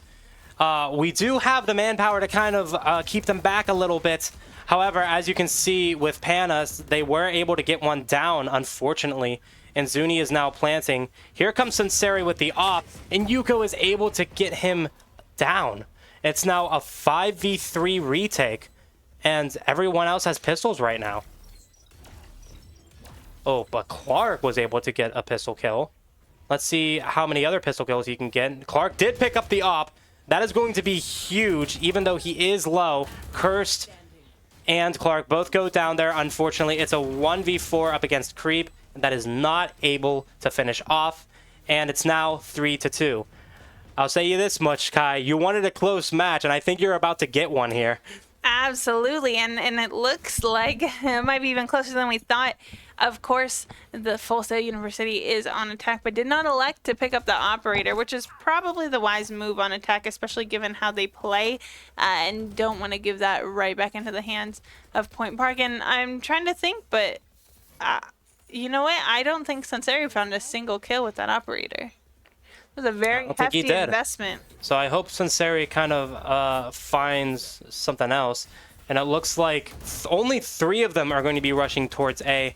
However, I think this is going to put Point Park into kind of a doozy, because we're going to finally notice that they're not getting it. But Sunseri, 2 beautiful kills and then dashed right into Bjornoid. And so Curse goes back over onto B site, where the 2 main people are going to push in with Spike. Creep was able to get 2 of them, though. The 2 over remaining on A site. And Spike is down over on B site. Now, all down to Bjornoid. I think what might have happened, actually, is the reason Bjornoid is still alive. I think Sunseri might have just dashed the wrong way and didn't mean to dash into those bullets. But Bjornoid just kind of holding an angle, hoping to catch someone, just over-aggressing and rotating. But I mean, there's not really a huge reason for Point Park to do that. They have Spike and they have numbers. It's going to be interesting for Point Park because, yes, it's a 4v1, but we cannot let Yornoid get into 1v1s because they have reason to come back for that. And even if Spike doesn't get picked up and planted, and which is, I think, what Point Park is now realizing, is that they can still win even if Bornoi just kills the rest of the people without planting Spike. But as you can see, that's not going to happen here. Point Park gets the kill and is now 4-2. So this is the kind of... So we lost our momentum a little bit in like the last two-ish, three-ish rounds a little bit. We kind of lost a little bit of momentum there. However, we do have the credits again. We do have the credits. We have guns in our hands. Well, and it looks like still. Senseri there with that shorty. I think we're going to see Senseri pop his ultimate here. And just like that is going to pop the ult right off bat. But he does get suppressed. KO knife. Oof. Yikes. Yikes. KO. KO, my man. We trying to use abilities here. What you doing, you know? Well, and I mean, a good knife there from the KO. Okay, so Clark was able to blind them. However, Sunseri finding the knife kill. KO knife can't suppress that, man. Trades are happening left and right. Overall, it's a 3v3 right now. The rest of Full Sail University is stuck on bridge, it seems like. But are they going to rotate over to B? And it seems like they are now stuck over on mid, trying to see what we can do. And it looks like the plan is going to be going over to B. Unless. Yeah, now I love that Full Sail plays together. That is one thing I think they do and they do well, is that they're in the position to play together. And it looks like, as you can see, Point Park kind of starting to spread out a little bit. Full Sail University does really have a good chance here if they're able to get these picks, or even if a trade can come in. Now, Selzy did push up into a little bit of a main here. So Selzy is not going to be on site. However, he is going to be playing from Wine if they do end up going back to A, which seems to be the play. And here is Selzy. And here comes the Killjoy. But the Panna was able to see him. But Sunseri with 4 kills there. Spike does go down. However, Sunseri finishes out his ult. Does a little dancey dance on the Spike there for a second as Cursed diffuses the rest of the Spike. Wow. You know, I think that round really should have been winnable for Full Sail University, but Pioneers have, like, I mean, Sunseri on the knives. I mean, how do you deal with that? You have a especially when this man's aim is so good. I love when Sunseri plays Raze because I just love the sort of the tech and the satcheling and the movement. But I mean, Sunseri on Jet is just like something else.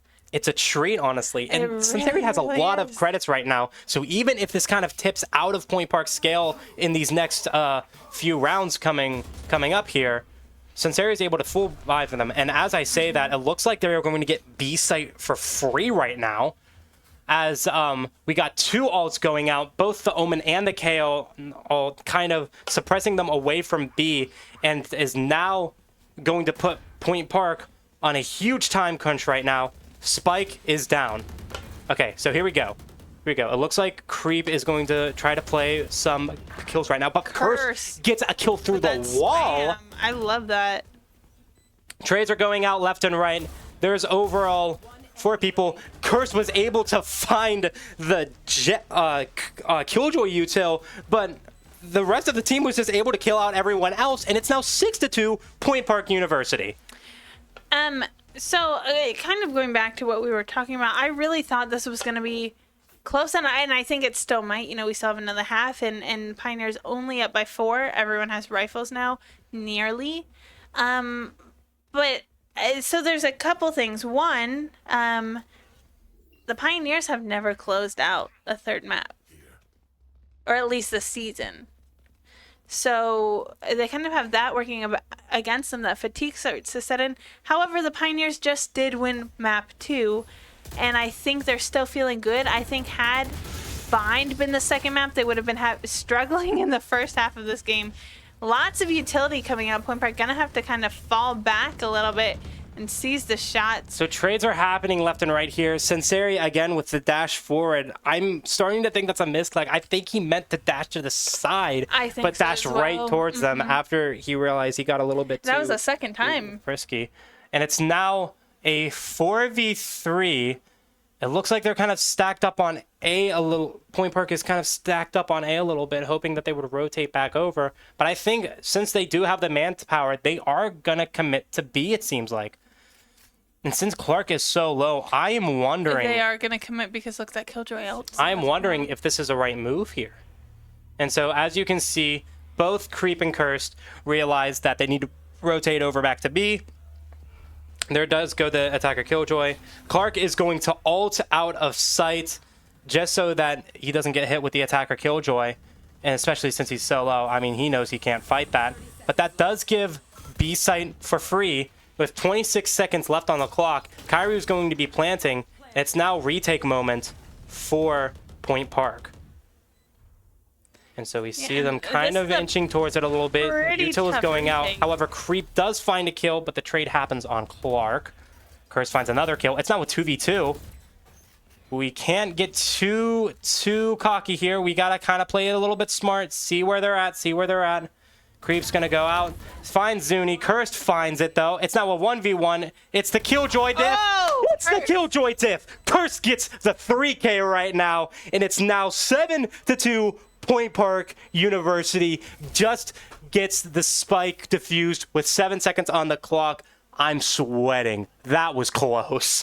If I'm Full Sail University, I'm calling a timeout here. Or maybe next round before a bye. Which is actually, going back, I'm surprised they didn't call a timeout on, Haven. I'm kind of surprised too. Now, here's something interesting that I need to point out right now. Two things that I need to point out now that I'm just looking at the guns that we're buying. Not only is Celsi have an Odin, which I think holds a lot of power on this map because, especially as my good buddy Ari would say, walls are like paper on this map. Yep. But also Sunseri going back to the up. We didn't see him do too much with that in the beginning. However, is this going to be the time for it?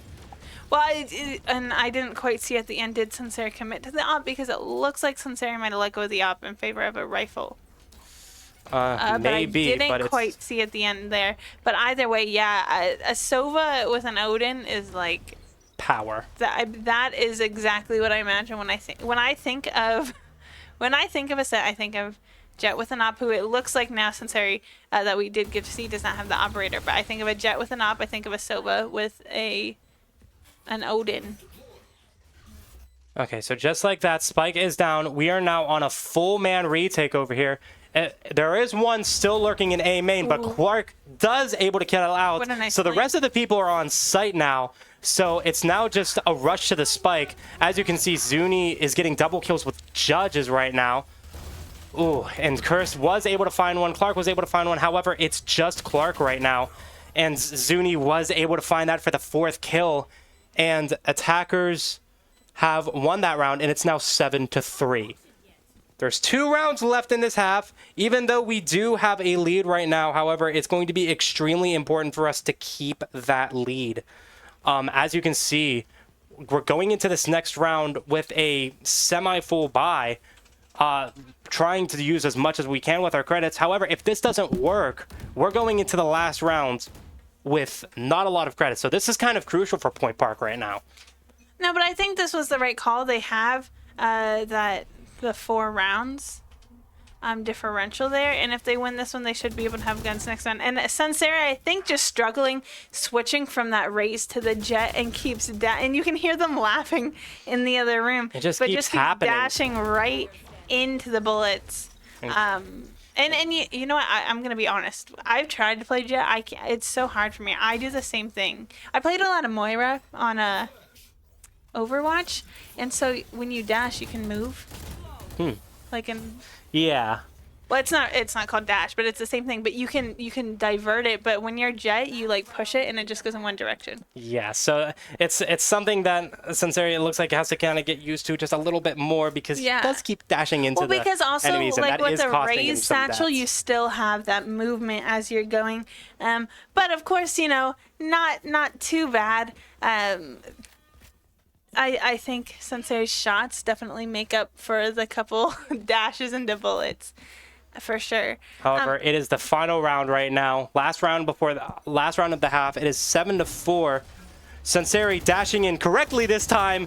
Does get a kill, but Celsi, trades are happening left and right. Okay, so after a mere, 15 seconds into this round, we have... It's even. We have an even. It's 3-3 right now. It is 3-3 right now. And like you said, Sensei did dash. Sensei, I don't think, has a problem dashing in to make space. That's what Sensei does well. I think it's just getting used to the jet tech and dashing out when you can't change direction. Yeah. I don't doubt Sensei's abilities at all to play jet. I hope that's I know. I hope it's not coming across that I way. think Sensei on jet, I'm afraid. Dude, when Sensei popped the knives earlier, that round should not have been winnable, but Sensei goes crazy. But now 40 seconds on the clock, and it's now 1v3. Now bomb is not down, but Clark struggling to get on to site with only a sheriff, and has one smoke left. Should have another one in a couple seconds here. Sees the killjoy, but doesn't matter. Bjornoid going to swing out. Well played by Full Sail. 7-5 at the first half, and you know what? This is actually the highest scoring half we've seen so far. Exactly. Both. Or I guess not highest scoring, but closer together. Closest half. Yeah. So, you can kind of see, yet again, kind of this like ping-ponging we're going back and forth. This is really still anyone's game, even though we do have the lead by the half. It's going to be interesting to see how Point Park does now that they are on the attack side of things. And again, is this momentum going to keep up? We are coming back from a 3-round in a row loss. We might not have that mentality we need to really win this pistol round. And if we do win this pistol round, I'm afraid that it's going to go right back to a tie. Well, I'm very excited that the final map that was brought here was Ascent, because I think this does kind of highlight how close these two teams are. Because I think what we saw in Haven and what we saw in Bind was just like one team just completely sweeping. Now, the Pioneers did kind of start to do that the second half on Bind, so I'm not saying the map itself was a sweep, but the rounds themselves were kind of sweeps, and we have kind of seen that on here. So, but it's certainly closer than the other ones. And again, this is the second half of this game, but both pistol rounds have been very slow, and we typically see fast pistol rounds. So this is just like a nice change of pace for these two teams.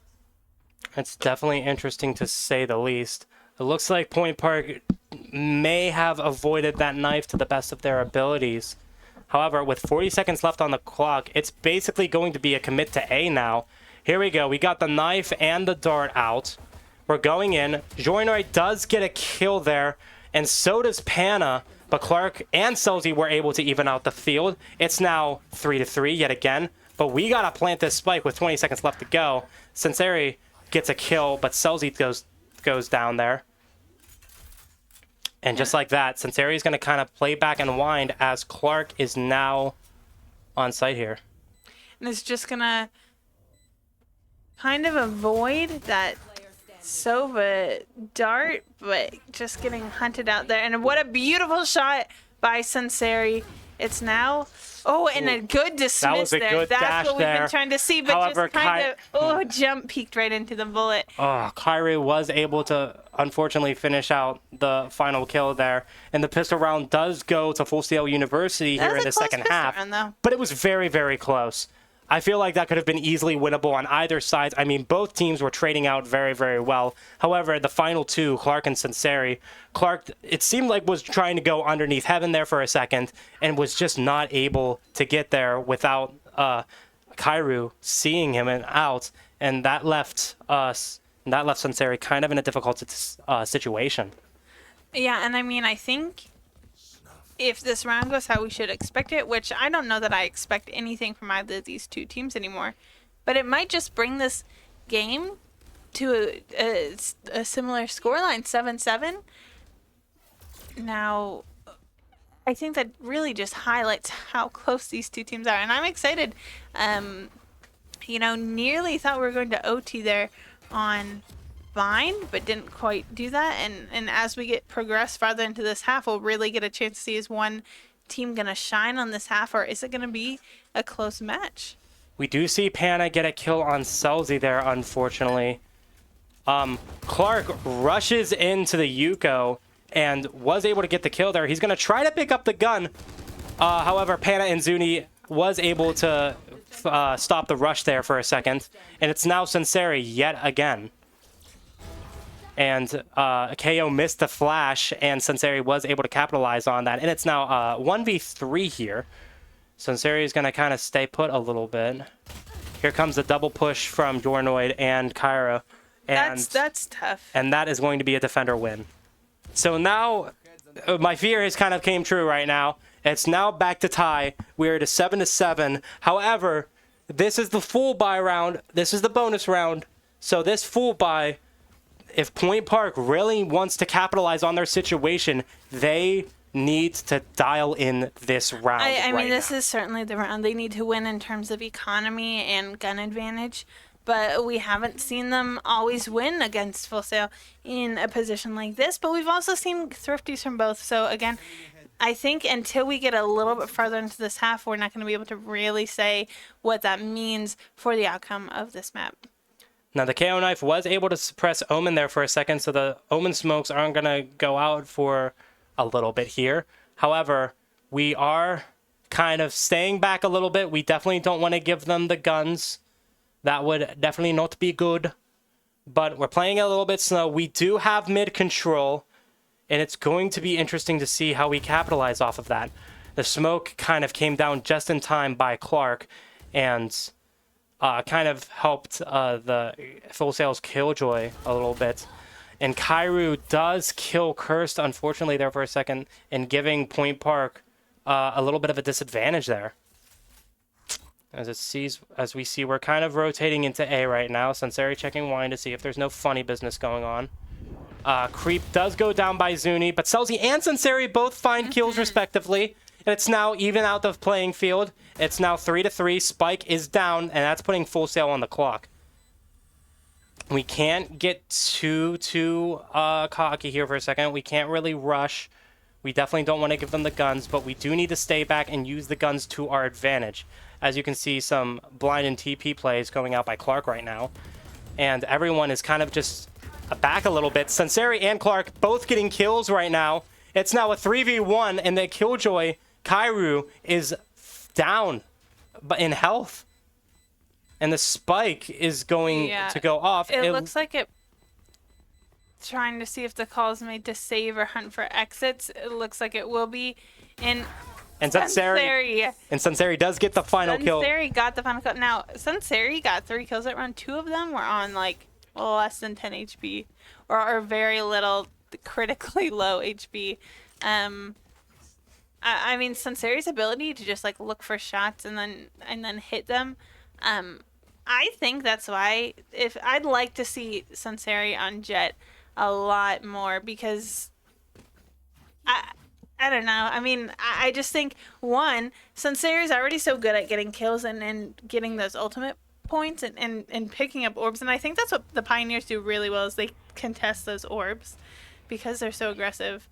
But I think a player like Sinceri being able to get those jet knives is huge. Creep did spot one kind of up cat there.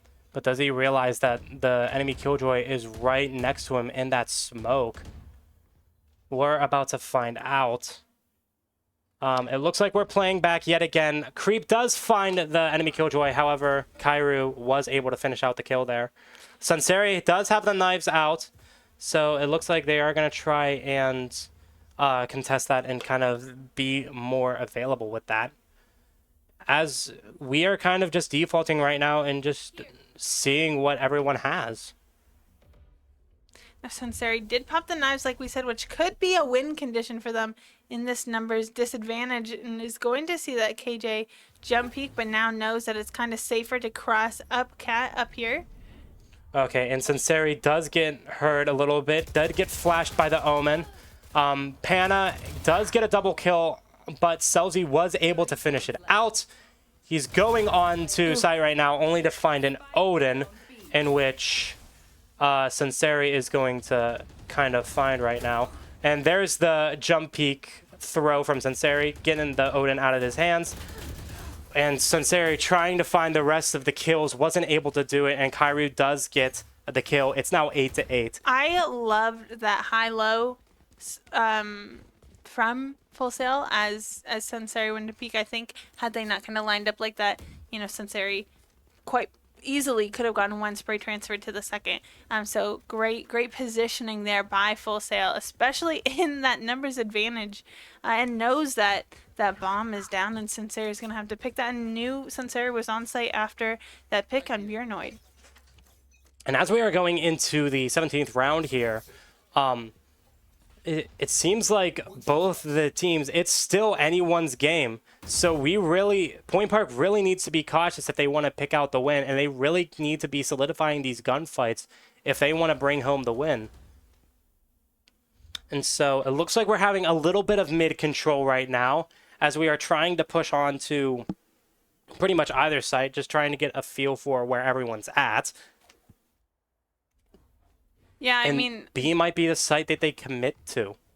Now, I'm pretty sure Killjoy's Yuto is still in range, even with where they are at.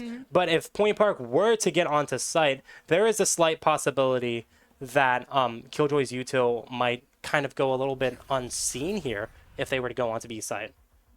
Well, the utility definitely going to be there, but nobody's on site. So even though they have to deal with a little bit of KJ util, definitely going to be able to make their way on site.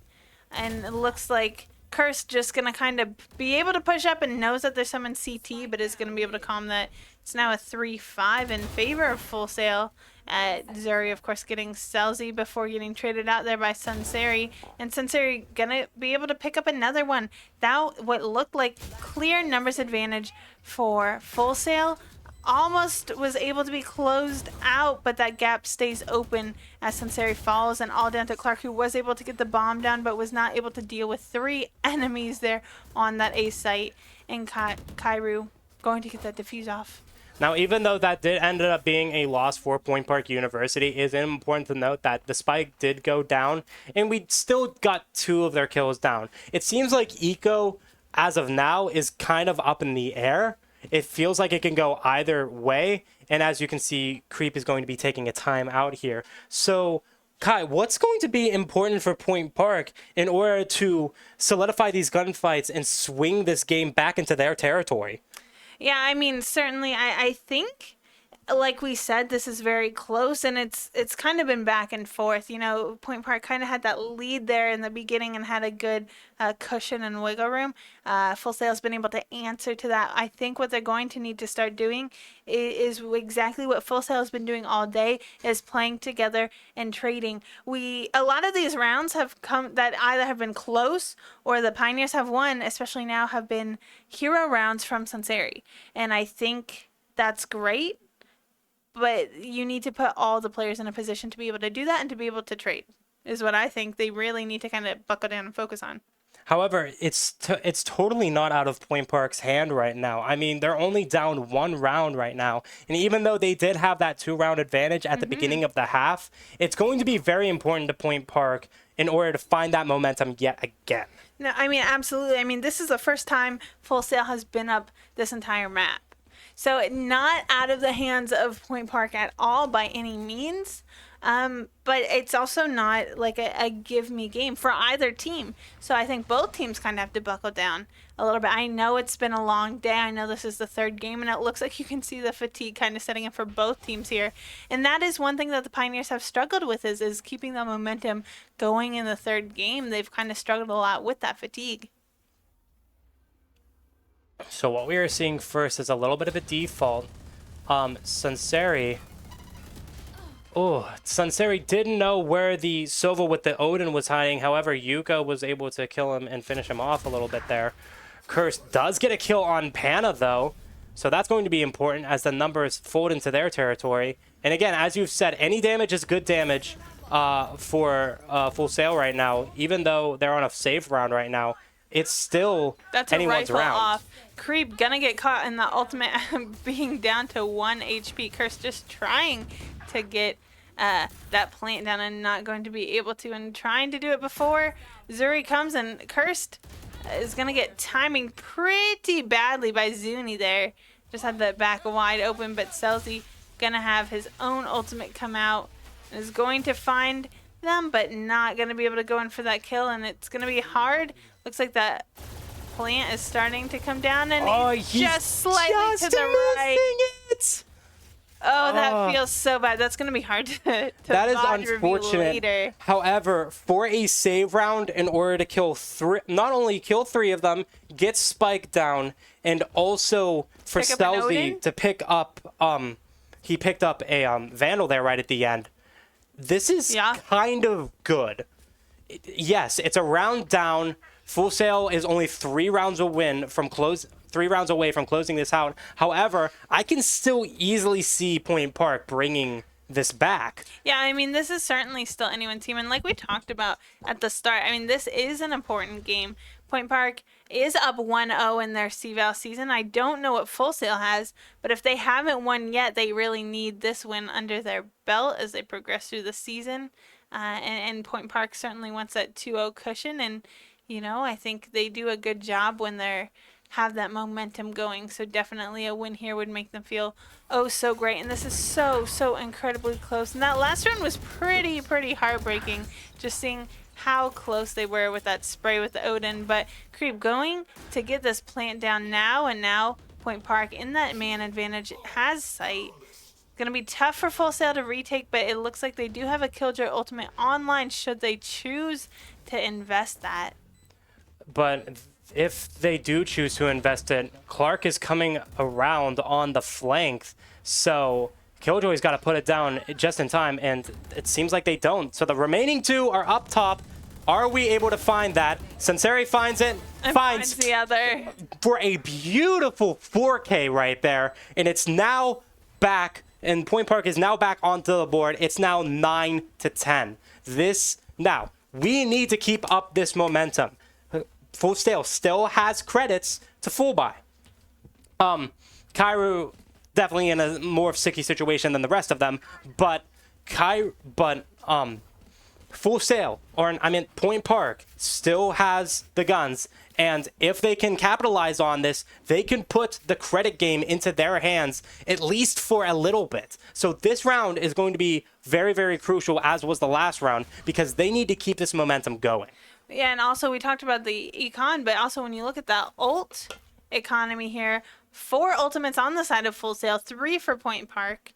I wouldn't be surprised if we start to see them popped sooner rather than later, because as you said, it is 9-10, not a whole lot of rounds left, and ultimates can really turn the tide of a round. So I know we haven't seen any pop just yet, but I would wait now. I wouldn't be surprised if Sunseri pops his ultimate when they're kind of on a lighter buy as far as credits go, to kind of give them that like hero rifle. But when you look at Full Sail, you have the Killjoy ult for retake, the KO ult to shut someone down. You have the Raze ultimate and the Omen ultimate. That's pretty tough, but it's going to be Point Park that expends the first ultimate with that Killjoy coming out here on the B site. It looks like Creep is making enough noise over on B site in order to really like worry Full Sail a little bit. And as you can see, even though Celsi went down, Sunseri was able to capitalize that off and get a kill. And we are coming back on over to A right now. Full Sail does have the number advantage here, so we really need to take advantage of the space that we have. Zuni, as you can see, are getting 2 kills there. And then Creep got the last kill, and Spike is all the way over on A site. Unfortunately, that is going to go to Full Sail. Yeah, that is just going to be a save coming in from Creep. What a great relocation there by Zuni. Beautiful. Got 2 off of that. And that's going to be another round on the board for Full Sail University. And now we're going to start seeing those buys come in. And when you look at the economy, both teams not in a terrible position, but it's not going to stay like that for too much longer. Even if Full Sail were to go down here, I think they would have enough credits to try and full buy again for the next round. The same cannot be said for Point Park, though. They are low on credits. They cannot full buy next round if they do lose this match. And with Full Sail having 11 rounds on the board, I know I keep saying this, but this has actually become extremely crucial for Point Park. This needs to fall into their hands if they want any chance of bringing this back. It does. Now, we still have 5 ultimates across the board to work with, and we have these rifles, and Sunseri going to be making that space mid. I'm just kind of creating that space, and it looks like going to have that Killjoy to look tiles, but the smoke going to allow Sunseri to push up there with Selzy. And it looks like they're just going to wait. Now, it does seem like Point Park is kind of located towards going to this A site with, you know, the brunt of the mid there, and with some Killjoy utility to definitely see any flanks that may be happening. But now we're starting to see some picks come in. But again, Full Sail University there on site. They do such a great job of holding site. But Full Sail was able to get that back. It's now we're down 2 players, and even though we are on A site, however, Full Sail is in a pretty good position for a retake. And there goes the raise, get but that collat there on Yuko through the wall. Here but it's a 2v2. We have the Killjoy ultimate out. That's going to push Selzy back here. But that gets him off site, and Jornoid is going to be defusing.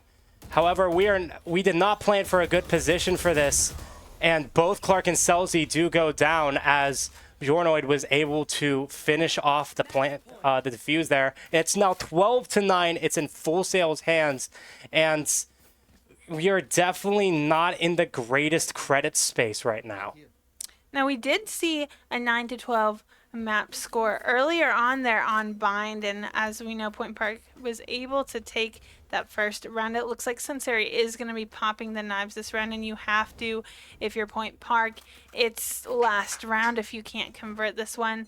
But they're still in this. Only 3 rounds they need to win to bring this to overtime, and I can certainly see that happening. However, you know, Full Sail really, really trying to buckle down here in the end, and they want this win just as badly as the Pioneers do. And, you know, fortunately we have that luxury of being able to talk to the Pioneers players, but I know that the Full Sail University players want this just as badly. Looks like we're kind of heading towards this A site, and Creep is going to get that pick on Zuni. It's going to allow them to kind of make their way through there, and it looks like they're on site, but there's still some Full Sail University players pretty close by. And Clark has officially planted. Sunseri does have those knives out, and it was able to get him a kill there. However, we have to wait and see what this retake is going to look like from Full Sail's perspective. And as you can see, Jornoid getting creeped down. And so now we have to really hold on to site here. As you can see, Clark does find the Selzy, and Sunseri, Clark does find Jornoid, and then Sunseri does get a kill there. Ooh. It's now a 1v1. Clark has to play this well. Oh, he sees that you're off. And Clark plays that beautifully. And Clark was able to get the final kill there, and it's now 12-10. That was beautifully played there at the end by Clark.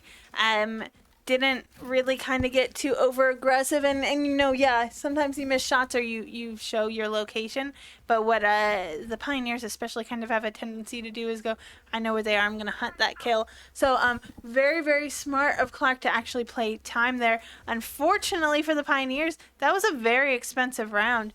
They had sight and they had numbers advantage there for a while, but this goes back to what we've been saying, is that they need to play together.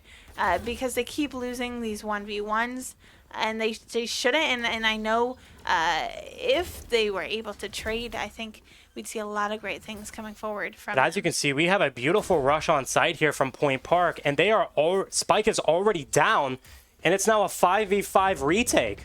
This is going to be full retake territory on Full Sail University. Now, what I love, though, that Full Sail does is they don't mind giving up space and giving up sight to allow that bomb to go down.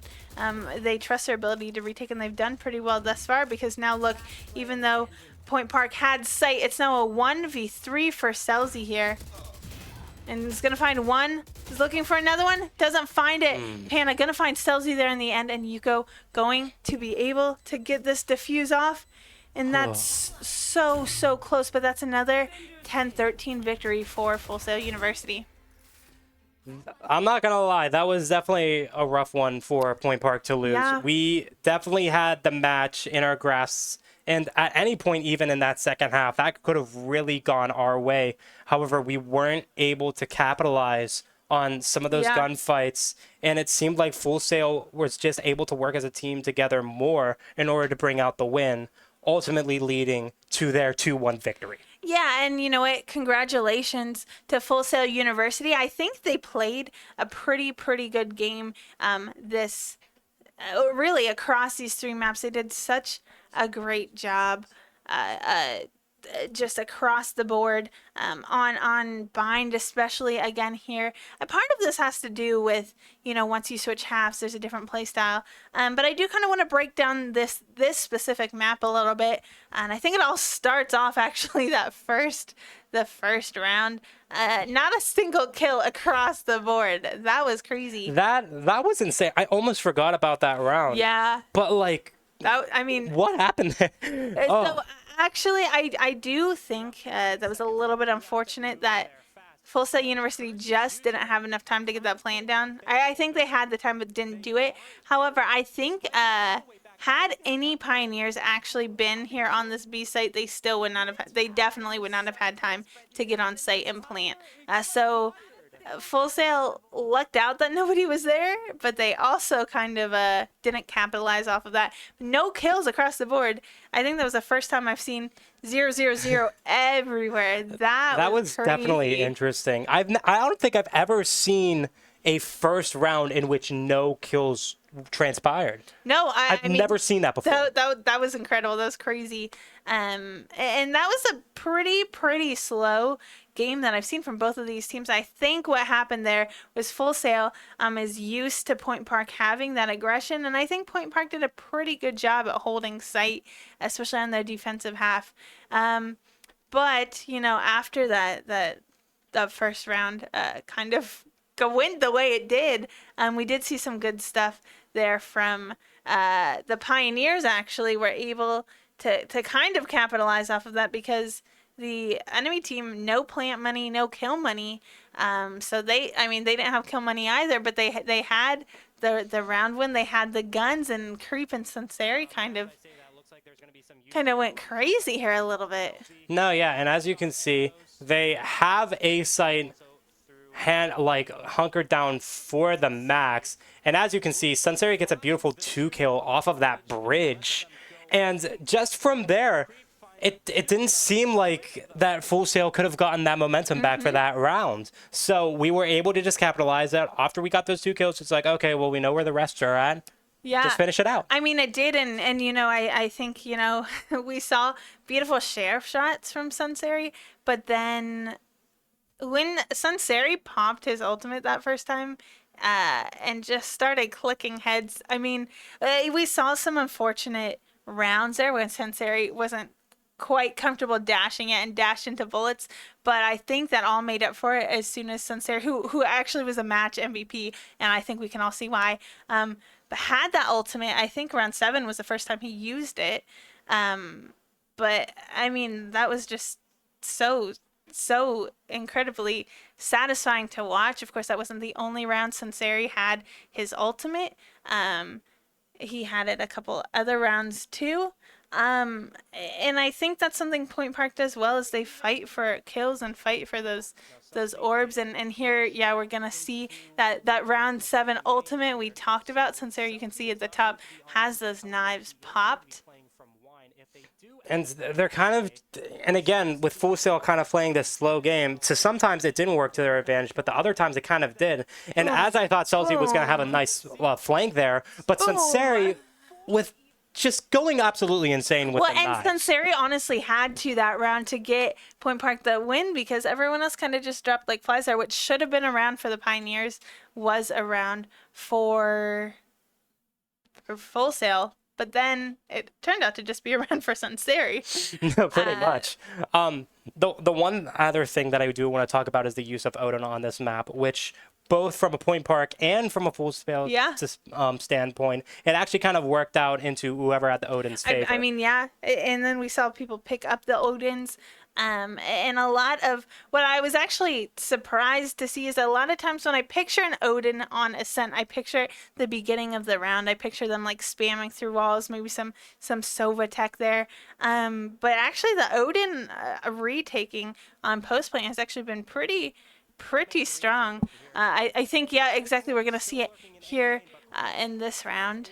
And Clark gets that first kill on the retake. And just from there, everyone else at this point is left on site. And what really helps is Zuni getting a double kill there. However, everything else basically just falling into their hands. And then Zuni closing out his 4K with the Odin. Well, I mean, it was nice because the thing about the Odin that's so nice is just being able to spam and spray. So through those boxes in that 2v1 was just able to spray down Clark there. And it ultimately led for them winning those extra gunfights is that we kind of needed a win. And that's what gave the final push into Full Sail's territory. I mean, what I can say across all 3 maps, both of these teams played a good game. I think overall, and it's probably reflected in the score here, I think overall Full Sail played a better game on, especially on Bind and Ascent, just as a team, but they really struggled there on Haven, and I think if the Pioneers had played on Haven or like they played on Haven on Bind and Ascent, which they did the first half, I think it could have really been anyone's game. But I think this also has to do with the fact that the Pioneers historically have struggled on that map 3, even if they put up and converted and won more rounds across the series, that fatigue just starts to set in for them. But very close games today. Congratulations to Full Sail and good job to the Point Park Pioneers. This was a fun matchup. Absolutely. I want to say that like this was like very much an even matchup. Yeah, it was. And even though Full Sail came out with the win, which GG's over to Full Sail University. GG's indeed. They gave us a run for our money, and we kind of gave them a run for their money as well. And so this was overall a really close match. I hope you all out there enjoyed watching this very close matchup today. We're going to have a recap of this video soon, of this entire VOD soon. So make sure to check out both the VOD of everything and also the recap going up on YouTube soon-ish. Also, if you're not checking out our socials, what are you doing? We're on YouTube. We're on Twitter/X. TikTok. We're on Instagram and TikTok. Facebook, I think. Facebook as well. So yeah, definitely check us out. I know throughout the stream you've been seeing this little QR code pop up. If you scrub back, you'll see it. We also have a link tree. There's no excuse for you not to be following us because you all know where to find us. You found our Twitch. You can find everything else. Come on, guys. You gotta follow Point Park. You have to follow Point Park. It's the law. And it's the law. Sorry. And Didn't write the law. especially following our socials, that's how you'll know exciting things like, oh, why are they going live on Monday when games are on the weekend? Well, things happen. But those of you who are here, you probably are following our socials and you know. And if you're not, follow them. Playing on Monday does mean that we are not having a Valorant game this weekend. However, we do have our League of Legends teams playing on Tuesdays and Thursdays. Yes. So I believe Gail is going to be coming in onto one of those matches. So be sure to check out Tuesdays and Thursdays stream of League of Legends. It's going to be a good one. I don't want you guys to miss it at all. Yep. And again, thank you guys so much for joining in on us. Real quick before we end, I actually lied. I thought this was covering this next Saturday's. I think it was covering this Saturday's match. Yes, I think so. So we should still have a game this Saturday. I think we should. So Either way, make sure you follow us to know when we're playing which game. That's the best way to know whenever we're going live on Twitch. The best way. Is just follow us on our socials. We'll tell you then. We'll be back with Val very soon, but on Tuesday we will be here with League of Legends, so you don't want to miss that. But for now, I'm Billy Bob Joe Steve. I'm Kaiserin, and this has just been an exciting game of CVAL Week 2. Can't wait to see you in the coming games. See ya! Peace out, guys.